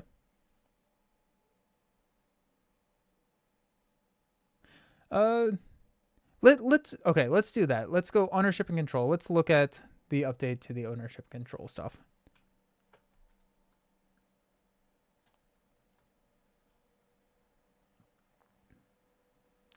Expanded rules on cards that have changed controllers. So page 30. Ownership and control. A card's owner is the player whose deck contained the card at the start of setup. This scenario is considered to be the owner of the encounter card deck in each encounter card. Identity cards are owned and controlled by the players playing that identity. Cards enter play under their player's control. Encounter cards are considered to be under the control of the scenario. Card controls remain constant unless an ability explicitly changes the card to be controlled. A change in control of a card remains in effect until one of the following occurs. The ability that changed control of the card ceases to be in effect. For instance, when attachment or upgrade changes control of the attached card is removed, the card reverts to its owner's control. Or like if Karma. Karma. Like if she, like now the minion that you took over is under your control versus if Karma gets knocked out, then the minion reverts back to the enemy control. That card leaves play. It is placed in its owner's equivalent out of play area. Hand, deck, or discard pile are removed from the game. If that player is no longer in the game. Okay, so that card leaves play. It is placed in its owner equivalent. Yep. So a change in control. So it's own versus control. So if you own a card, if you make the call for somebody else's ally, you have control over the card, but you are not the owner of the card. And when that card leaves play, it goes to the owners. Now I want to do a deck where I am making the call for other players' allies and playing a regroup so that they are under my control. I chump block and then send them back to other players' hands. That seems cool. That card is an event that is placed in its owner's discard pile, and that card is discarded from a player's hands, is placed in its owner's discard pile. Cool. Yeah, that makes sense. So owner versus control, basically it goes, yeah. And this is why they're saying the cosmic entities no longer get discarded to the owner's discard pile when they are resolved as a boost card, because it does not fulfill one of these changes in control. The control remains constant under the encounter set. Yeah. Okay. Yeah. Referential ability. Previous update shut off some card. Let's go ahead and check out the referential. I enjoyed diving a little bit deeper. That made more sense to me. Page 35. Player cards if the ability is on a player card, or encounter cards if the ability is on an encounter card. Okay. So this is what was added, where like you check within its own set the card on which the referential ability is printed. And this is in like tier order. So first you check to see what the referential ability. So if it's a self-referential, or if it says like the Spider-Man ally example, after Spider-Man attacks or thwarts, choose a Web Warrior character, ready that character. The ability refers to the card it's printed on. Makes a lot of sense. Cards that belong to the same identity, and then player cards versus encounter cards. Yeah. Like anyone who plays Cosmic Entity, they made them slightly better. That makes it so that I would be more interested in playing them. The Cosmic Entity. I don't think they're good. They're also not even in the current environment anymore. But like it's interesting. But no, I don't think we're going to get a lot of new players in the Cosmic Entity world. Reveal. Okay, let's go to the reveal.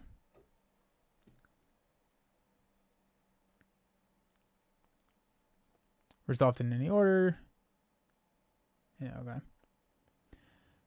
okay. Hey, D20. It's going to be happy. The character with Retaliate X must be in play after the attack resolves to deal the damage. There you go. That solves the villain stage 2 having Retaliate. Does it actually retaliate? Rules is written. Yes. Now this solves that. So that makes a lot of sense. Alrighty, D20. We'll be happy.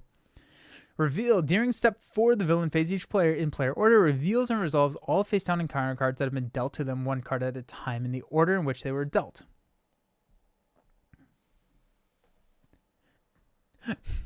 Turn the encounter card face up. If the encounter card's type is an attachment, it enters play attached. Environment, it enters play in the villain's play area. Minion, it enters play in the play area, revealing it. It's considered to engage that player. Obligation, it enters play in the area of the player revealing it, or who gives it to. Side scheme, enters play in the villain play area. Treachery, place it on the table in front of a player. It is not in play. Okay. Other, place it on the table in front of the player. It is not in play. Resolve each win revealed ability on that card, including those provided by keywords. The card is a treachery, discard it. Trying to figure out what this is solving. Timing questions related in the reveal process. Okay. Turn the encounter card face up.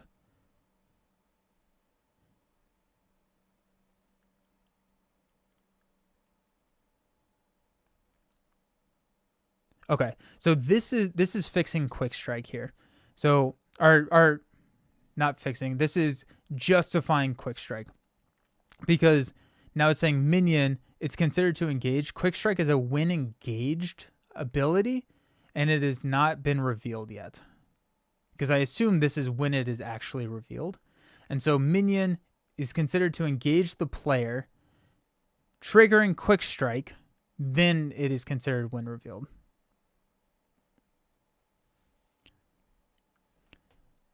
Why does this feel like making the game more complex with the only goal and not... I think it goes back to that first bullet point, is that they're basically going to be designing with the current legacy at the front of their mind. Yeah. Is consequential damage now after resolving a responsibility, i.e. Honey Badger? I don't think that changed too much.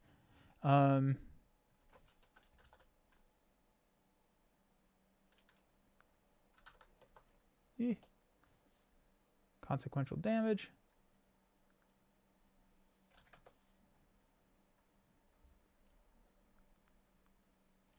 After an ally attacks, it takes consequential damage. So you can come up here to this timing chart. Can't remember if it's at the beginning or at the end. I think it's at the end.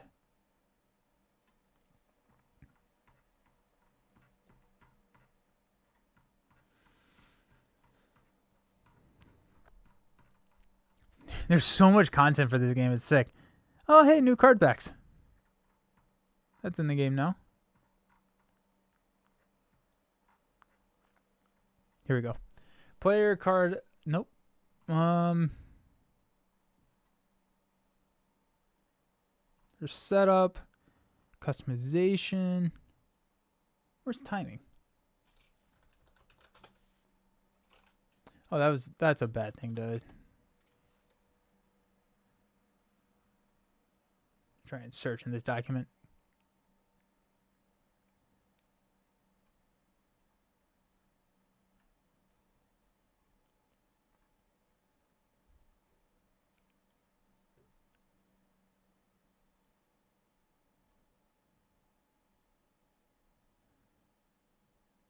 Where did that chart go?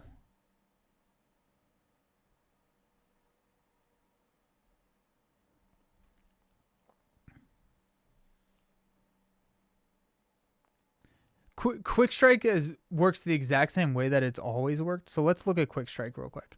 35.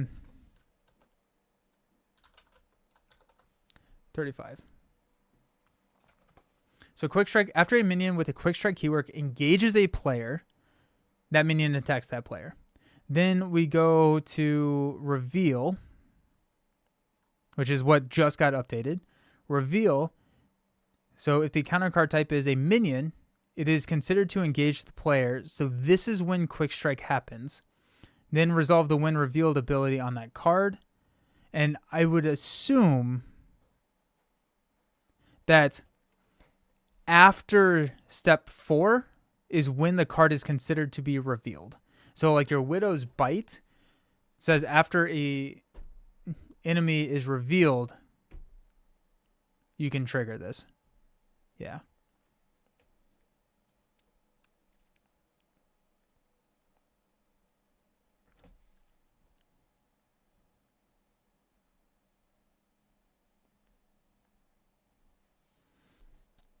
Okay. Set icon. Oh, wait, we went back here. Errata. Ooh, erratas. Cool. Most of the card erratas in this update are technical in nature, made to keep cards functioning as intended under current rules. Notable erratas. Magneto's main scheme cards. The order of resolution and the forced response of the main scheme cards created rules issues with the magnetic card being revealed. Placed an additional magnet counter, triggering the ability again before the magnet counter from the first could be removed. These effects now remove the magnetic counters before revealing a magnetic card. That was something that we ran into when Magneto came out, and I think I reached out, and that this is how they ruled. So it seems like it's codified now. Suit Up. This was also noted and now codified. That the previous wording of the card raised rules issues on how to determine whether an upgrade could be attached to a particular ally. To avoid these issues, we have changed the card to fetch an upgrade that can attach to an ally. Perfect.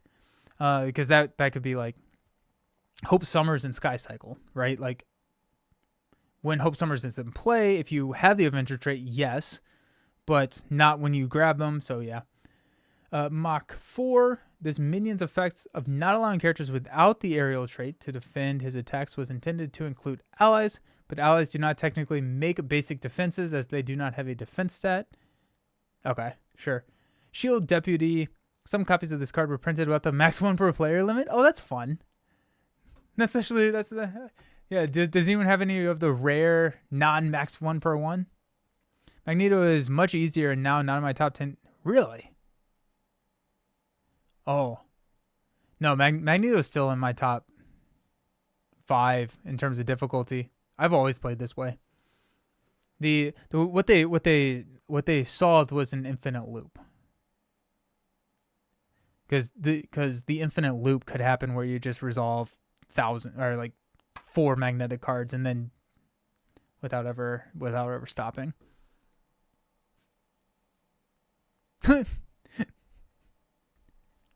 The next bit of consequential damage spills over to the next page and suggests it happens after the ability, meaning Honey Badger can ready X-23 2 times before discarding.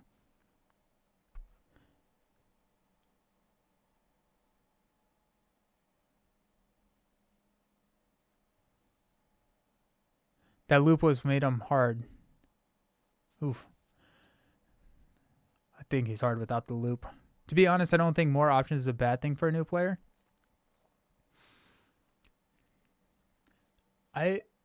Tacos for Life, bro. I love that name, by the way. Tacos for Life. I would say I agree as long as the new player understands what the options are.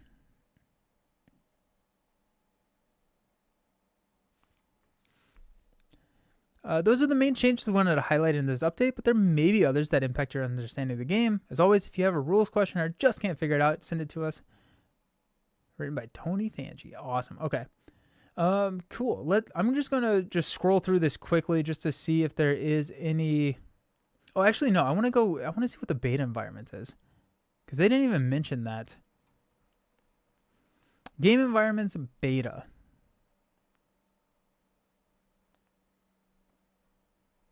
When preparing for a new game, may decide to allow each player to choose their own environment for that game. The game environment establishes which. I'm not understanding beta. What do they mean by beta here? Is that just what they're calling game environments? That seems confusing to me. I think there's a good amount of people who don't need to have the entire game when they get into a game, and these people can very quickly see the products that appeal to them. Yeah. I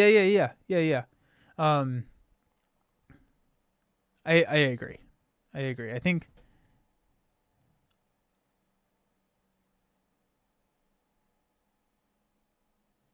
yes. I think that makes a lot of sense. but it's slightly confusing to me. That's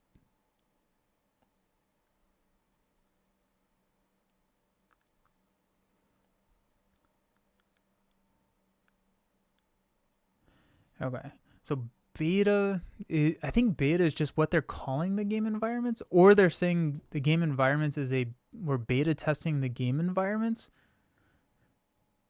They didn't say beta anywhere right here, right? No, they didn't.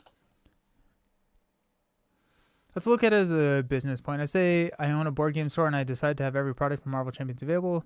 Oh, 100%. I think it makes a lot of sense. I think where like people are maybe rightfully confused is just call it in print, out of print. I guess I don't know. I don't know how much I care. I'm mostly confused about limited. I do not understand the limited environment at all. Nice. Current environment. Current environment includes Marvel Champions, the core game. These hero packs. Okay. So I assume when Fear No Evil comes out, we'll get 1.8. Because right now, Fear No Evil is not in the current environment, but Hercules and Wonder Man, who are unreleased packs, I assume that we will be getting them at the start of each wave. And this also is probably why they announced all of the upcoming releases, so that when they do say, hey, the Fear No Evil as well as these 4 hero packs are now in the current environment, it's not a spoiler. Wonder Man and Herc is Civil War. Yep. Be like 20 products, they leave out the meddling hero. I'm not talking about most popular heroes in Marvel Champions necessarily, but the most popular IP heroes. When or how often are they going to update environments? My guess is at the start of every wave. Were there any major changes to hero or villains? Not really. Then I'm just gonna go through here and like what I normally do and see if there's any red that makes any sense. Or they added forced actions. That makes a lot of sense. Forced action stuff. I like Herc's symbol. Yeah, it looks like headphones, right?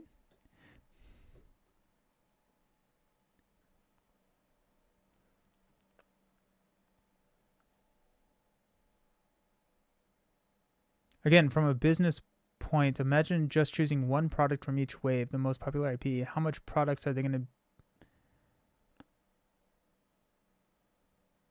From a business point, imagine choosing just one product from each wave. I don't think they're... I guess that we don't have confirmation that the other ones are going out of print. Guess let's look at it.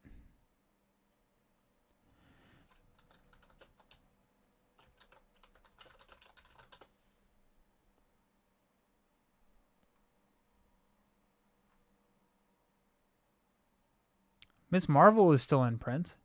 Huh.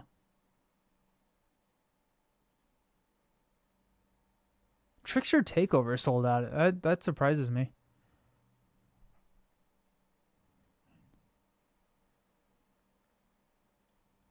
So it says sold out.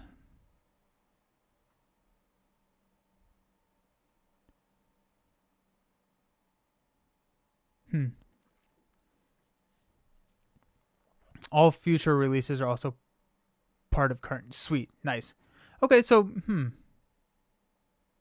the Cosmic Entities kind of did based on they don't go to your discard pile if they resolve as a boost.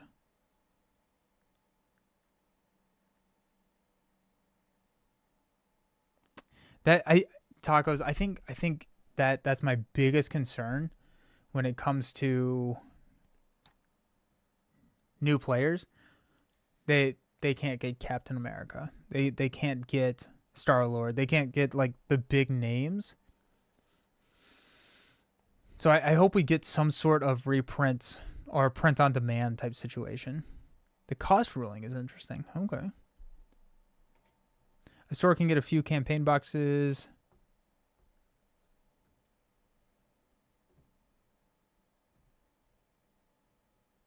But I don't think they can. I don't think that they can get Cap or Strange. I think that they're like sold out.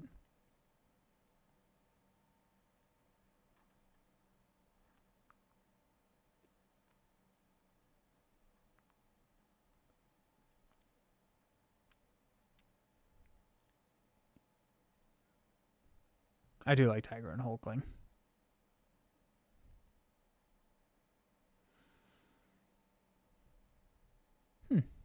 Two rules conflict. The rule cannot takes precedence.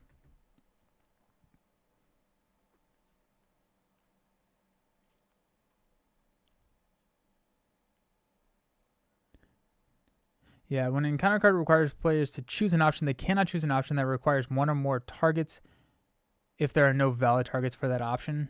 I like that change. Consequential damage. After an ally attacks, it takes consequential damage dealt to an ally after resolving abilities that are triggered by that ally attacking or thwarting. Yeah.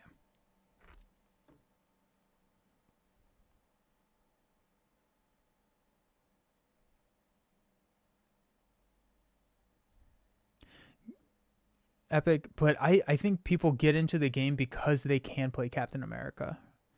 Right? Like I think if Spider-Man wasn't in the core, I think that there would be people that would not enter a game because they cannot play Spider-Man or they cannot play Captain America.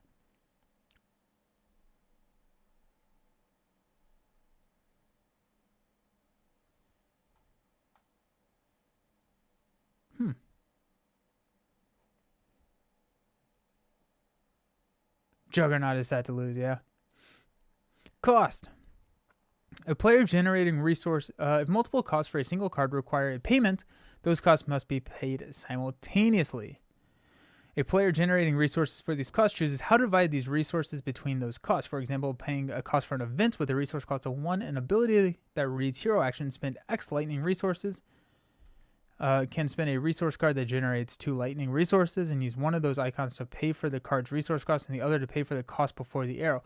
Oh, sick. Okay, cool. Okay. That's interesting. I assume that comes up with Wonder Man. But like basically the cost, the printed cost and the cost before the arrow are paid simultaneously. And so if you have a resource generator that generates multiple resources at the same time, then it doesn't necessarily, it's not, but for lack of a better term, it spill over into the cost that comes before the arrow. That's cool. That makes that's really interesting. I like that.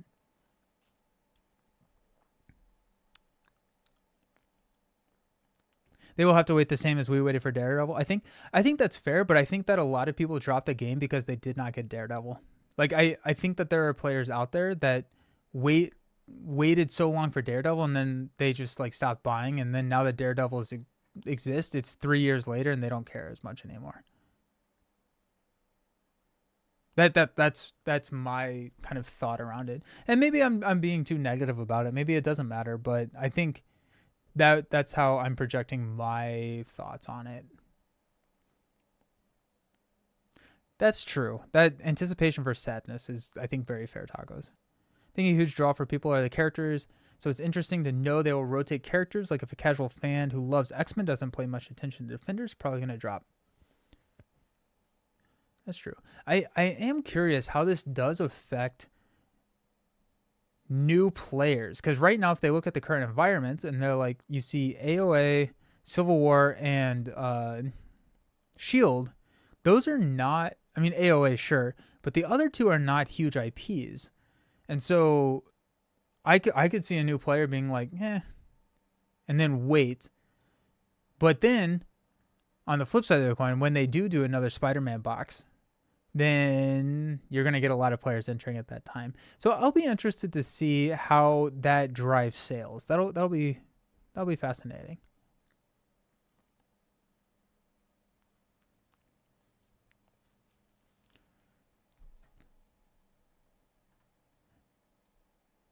Responses to the text preceding cost arrow resolved before the text following. Yeah, sure.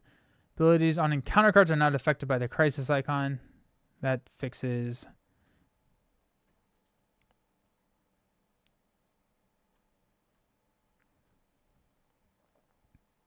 If someone can't get their favorite hero for years, they can get very tired, or they're gonna play Marvel United where they can play their hero, right? Like, I think if somebody is entering the game because of a thematic, someone's entering the game and they're like, I want to be playing Captain America, and they have 3 options of games. They have Marvel United, they have, and I'm making this up, I don't actually know if it's available in these games, Marvel Legendary and Marvel Champions, and it's available in Marvel United and Marvel Legendary. They're probably going to choose from those 2 versus Champions.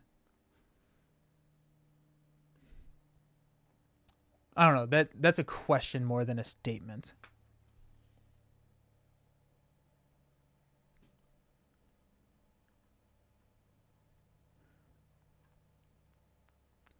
I am happy that we are getting more frequent, less intense rules update changes. It doesn't feel like a ton changed, but I remember I think 1.4 like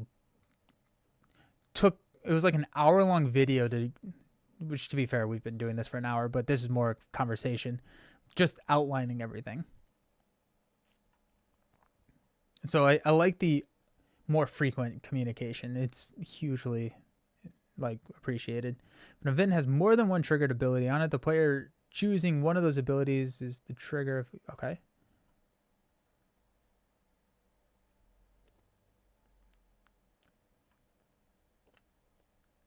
For each has a choose instruction. For each iteration of the choice, it's considered a separate instance of that effect. The game state updates after each instance. Okay. Responses can be triggered after each instance. If a player is engaged with a guard minion and uses an effect that says, for each resource you spent this way, choose an enemy, deal 2 damage, the player can defeat the guard minion and then deal damage to the villain as a valid target. Nice. Okay, that's good. That's good. I like that. Same with crisis icon. So you can, so now you can use an all points bulletin to clear a crisis side scheme and then hit the main. That's big. I think that's a pretty significant change here, where you can clear out and every single for each instance is a separate effect. I think that's fairly significant. Yep. Forced actions, sure. When an ability or an identity gets plus X hit points, goes into effect. Stat hit point dialed by X. That ability ceases to be in effect. Reduce that hit point value by X. Nice. It's like a core set rule. During the deal and counter card step of the villain phase.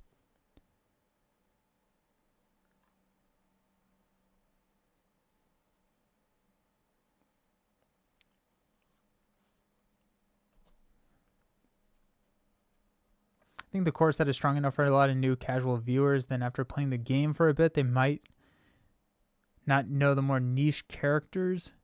They'll pay more attention to the effect. Yeah. I forgot who it was last night who was talking about I'm gonna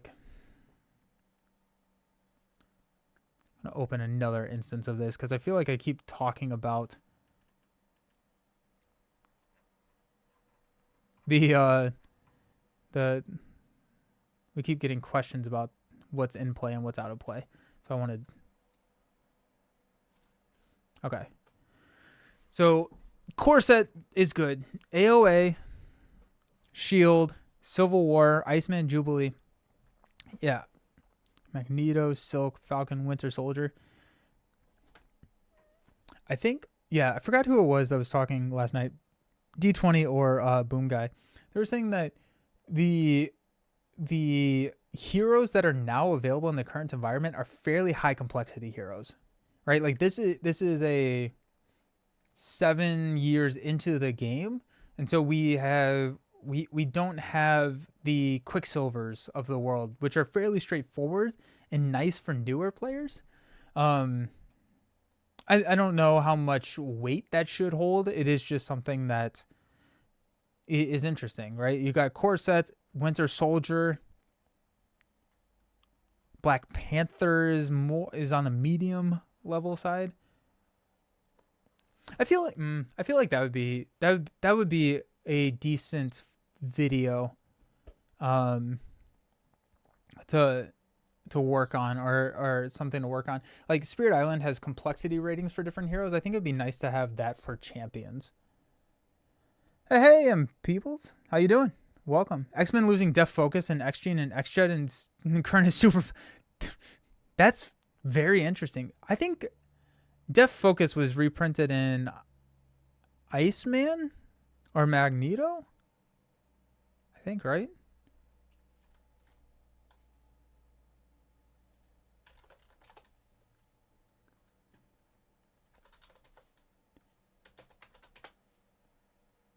Magneto. So we still have a Def Focus and Mags. But no, we don't have an X-Jet. X-Jet I think was printed in something as well.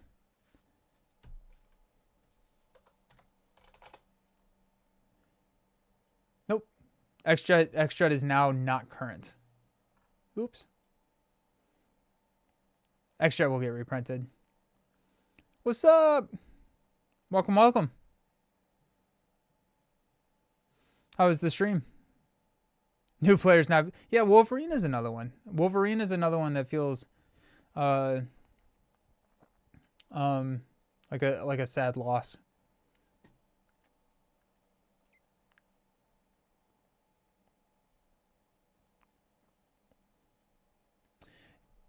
Yeah.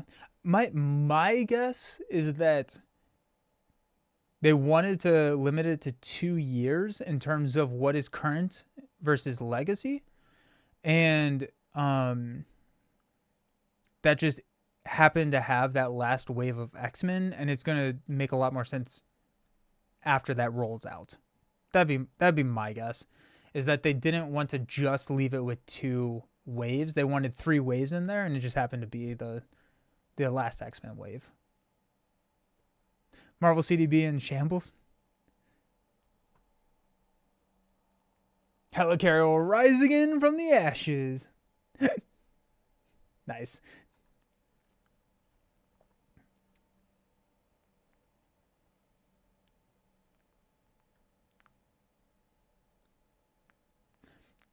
After a minion with teamwork enters play and engages the player, if there's at least one of the minion that just entered play is activated. So they fixed that, yeah.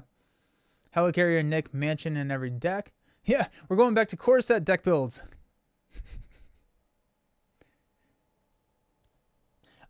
The way that they have this worded, though, the current environment, we could still get a core set 2, and this swaps. Are they reprinting Age? Is Age of Apocalypse out of print right now?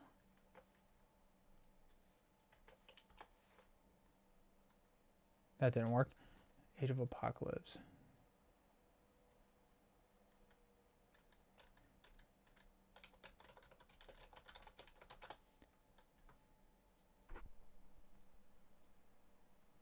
Oh my goodness. I would assume that they have to reprint it then. Because, yeah, I feel like they would have to reprint AOA.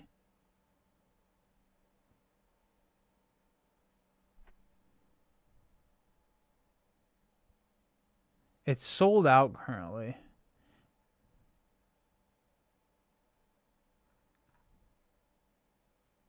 Can't find it anywhere. That's hard. That's tough. Final print run before Daredevil comes out. I have 3 LGSs that stock champions. Another, yeah. I could see core set 2 happening, and then they roll this out to say Marvel Champions core set 2, or whatever language that they use for Arkham. It is interesting that we have out of print expansions in the current environment. Or okay, not out of print. I don't want to use that word. I want to say sold out. Yeah.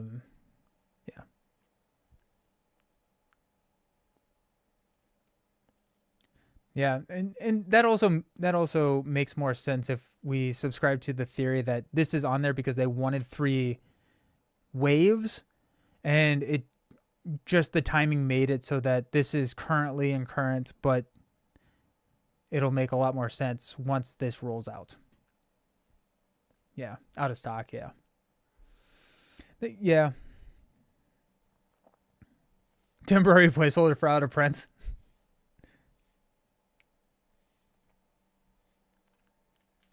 Oh. The number of link cards set aside during setup is equal to the number of those cards included in the product from which the link card came. Oh, yeah, never mind. That makes sense. Never mind. I was rereading that. I was reading that wrong.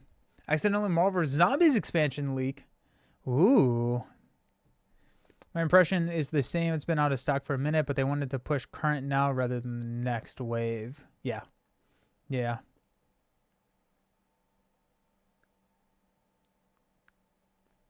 Yeah, I could see them just not reprinting AOA and just it stinks until Fear No Evil drops.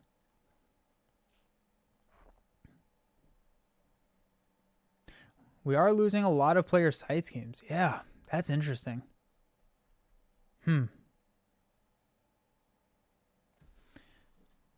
I'm racking my brain trying to figure this out because I do think I want to do current environment content. I'm just trying to figure out how to do that. Fear No Evil, I think is March.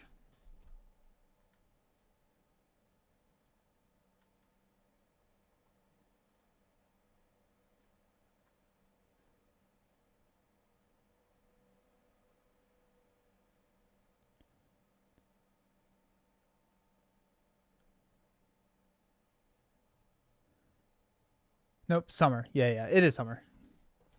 Build support is in Black Panther. That's nice.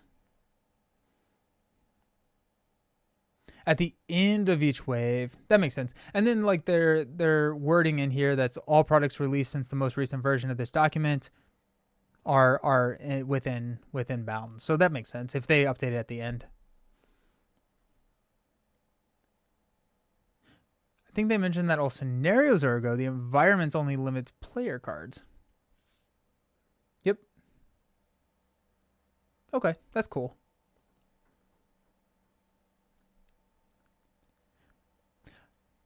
I think it'll be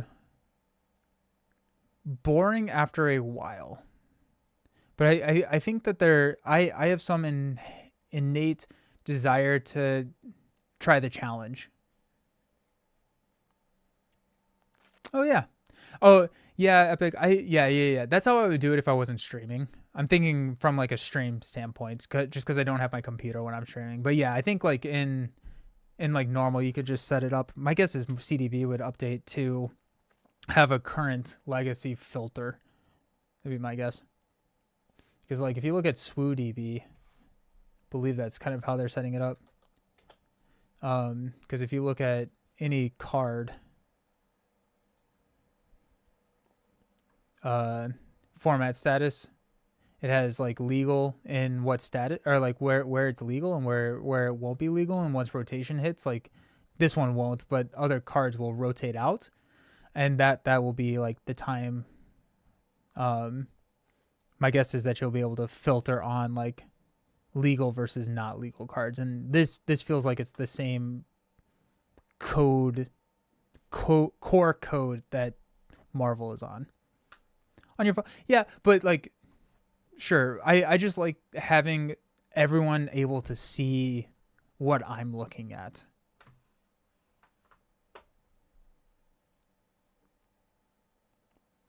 As a new player playing current environment, and I like to play versus Venom Goblin. Oh wait, the box is out of print, so I got yeah. It'd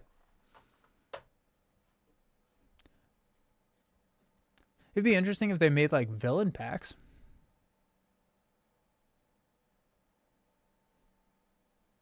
That could be interesting.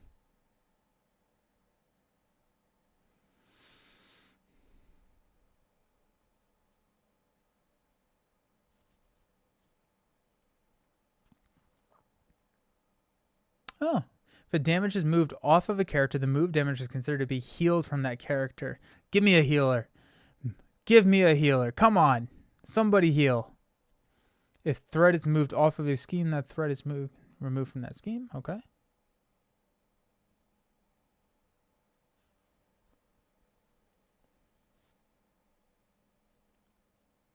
One binder for the current environment could work.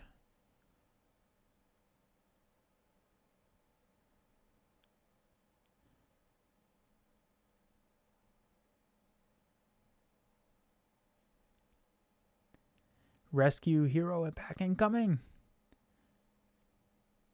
White mage protection decks.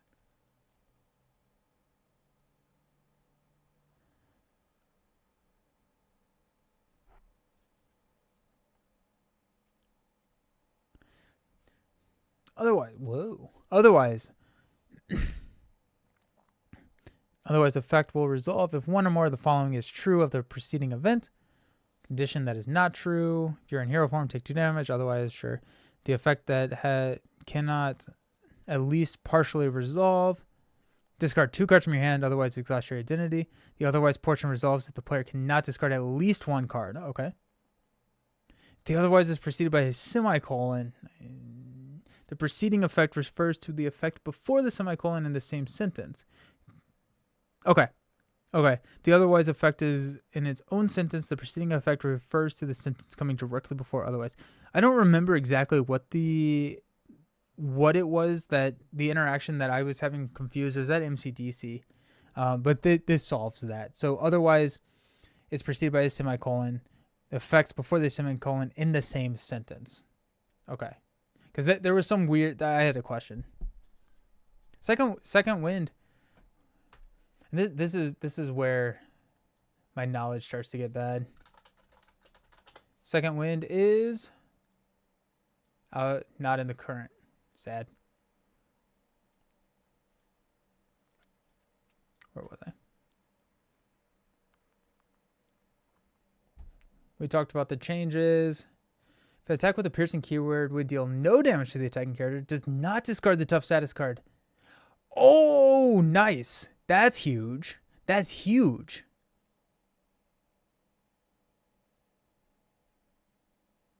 Yeah, no, that's huge. So you can perfectly defend and keep your tough against a piercing attack. That's big. So if an attack with a piercing keyword would deal no damage to the attack character, it does not discard the tough status card from that character. That's a big change. That's a big change. Because I think before it was saying that piercing discard status cards and then the attack goes through. Nice. That's awesome. I like that. Permanent cards are set aside before step 1 and are put into play later by abilities on other cards. Okay. Player elimination.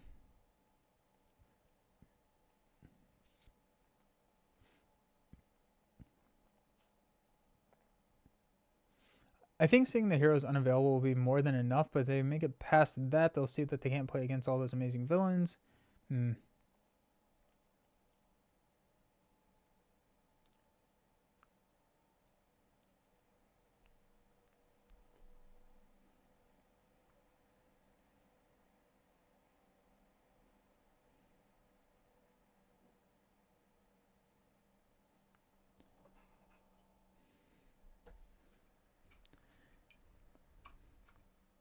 Don't even think they'll make it to the content creators after the first look at the website.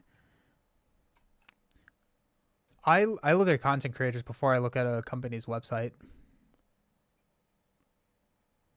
Like if I'm looking at a game, like I get my information from content creators more. Like I would think to go to YouTube and search before I would go to Fantasy Flight.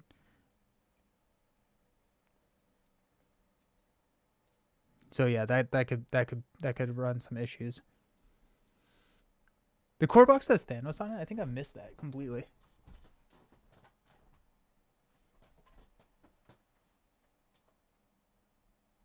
Yeah. Yeah, it does. That's pretty great.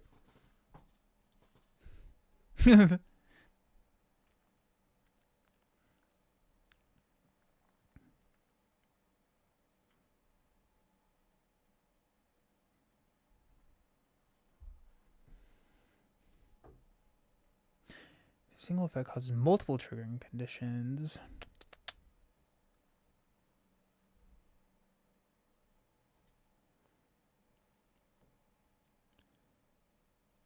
What's the unbiased TLDR? Not a ton changed. The biggest change is they updated current environment to be the core set, Age of Apocalypse, the Age of Apocalypse wave, Civil War wave, Agents of S.H.I.E.L.D. wave, and then uniqueness checks subtitles before titles. So like a T'Challa Black Panther cannot be in the same game as like a Black Panther hero because the alter ego, and you would check the alter ego side of a card, but a card that does not have a subtitle checks the title first. I think that's mainly the big thing. There is the legacy environment, which plays everything, and then there's a limited environment, which I do not quite understand. It basically says you can play with by restricting what you play with. Is basically what it says. I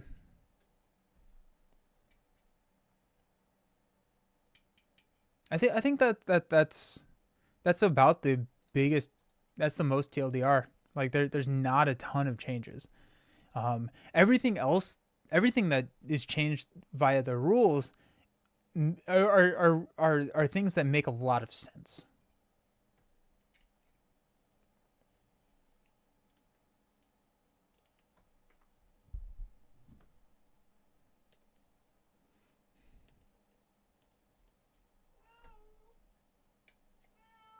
What's up, dude?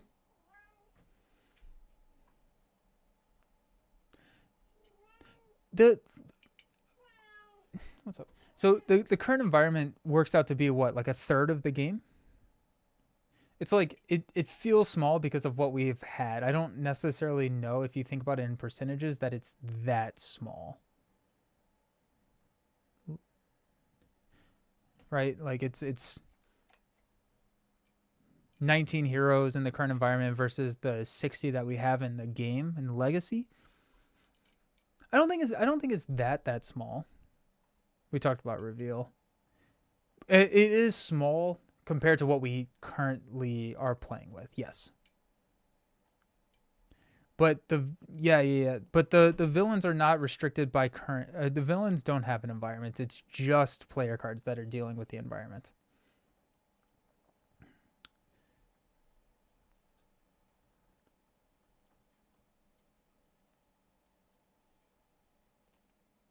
Hmm.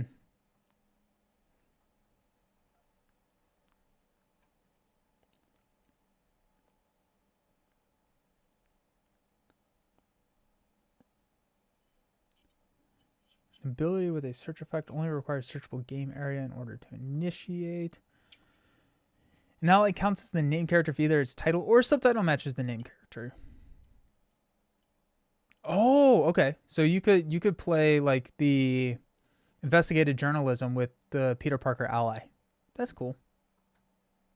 That I like that. That makes a lot of sense.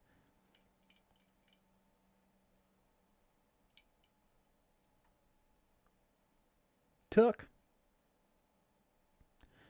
Yeah, I feel like tuck cards are not in play and considered to be attached to the card under which they are tucked. Cool. Unique icon.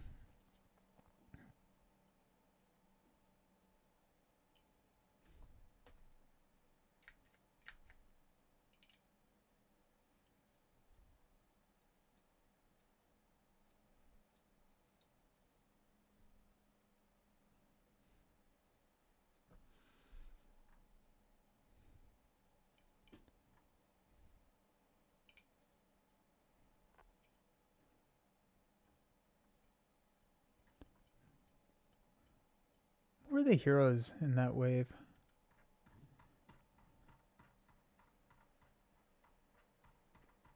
AOA. We have there's so many. That's fair.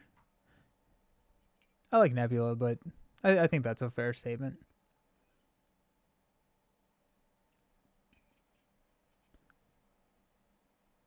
Okay, so they just added that as a... Sure.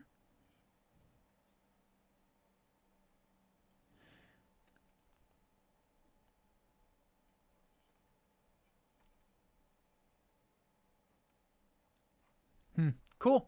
So I like honestly not a ton of changes, which is where I want the rules updates to be. I'd rather have the quicker or more frequent rules updates versus um versus huge drops, because the huge drops just, I remember when they redid defense, and that was a lot.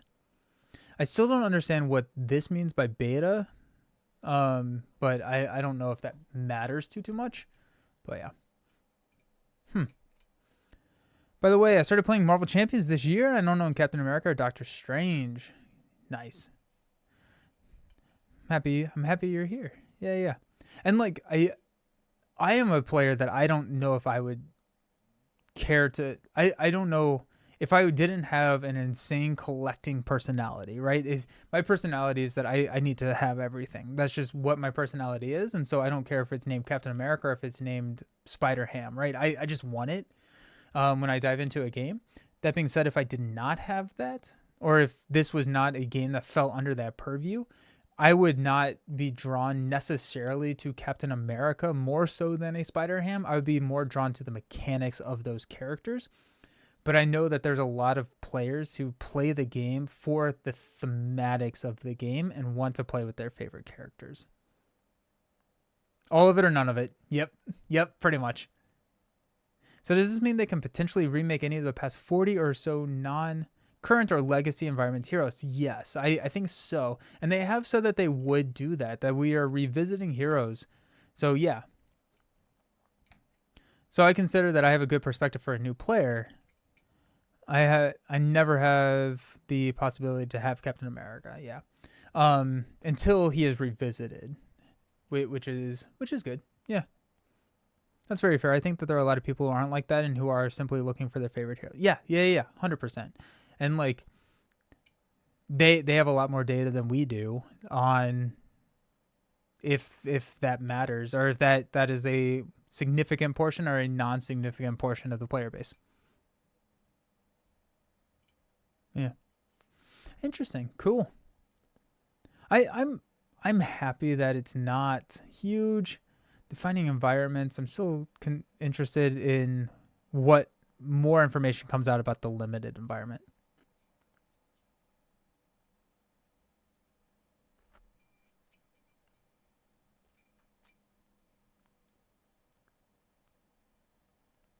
Sweet. Alrighty. Nice. Oh, dude, it is already December 17th. How crazy is that? I may be back on Friday. I'll post something tomorrow to let you know, but I'm definitely going to get in at least another stream before the holiday season starts. And I think it would be fun to do the Final Girl Christmas box again. That'd be fun. Yeah. Nice. And I think starting in 2027, they're going to start dropping one revisited hero each wave. I could see that. I could see them doing that, definitely. Yeah. Because I would like to see those revisited heroes. Yeah, definitely. Awesome. Well, thank you all so very much for hanging out. I appreciate y'all.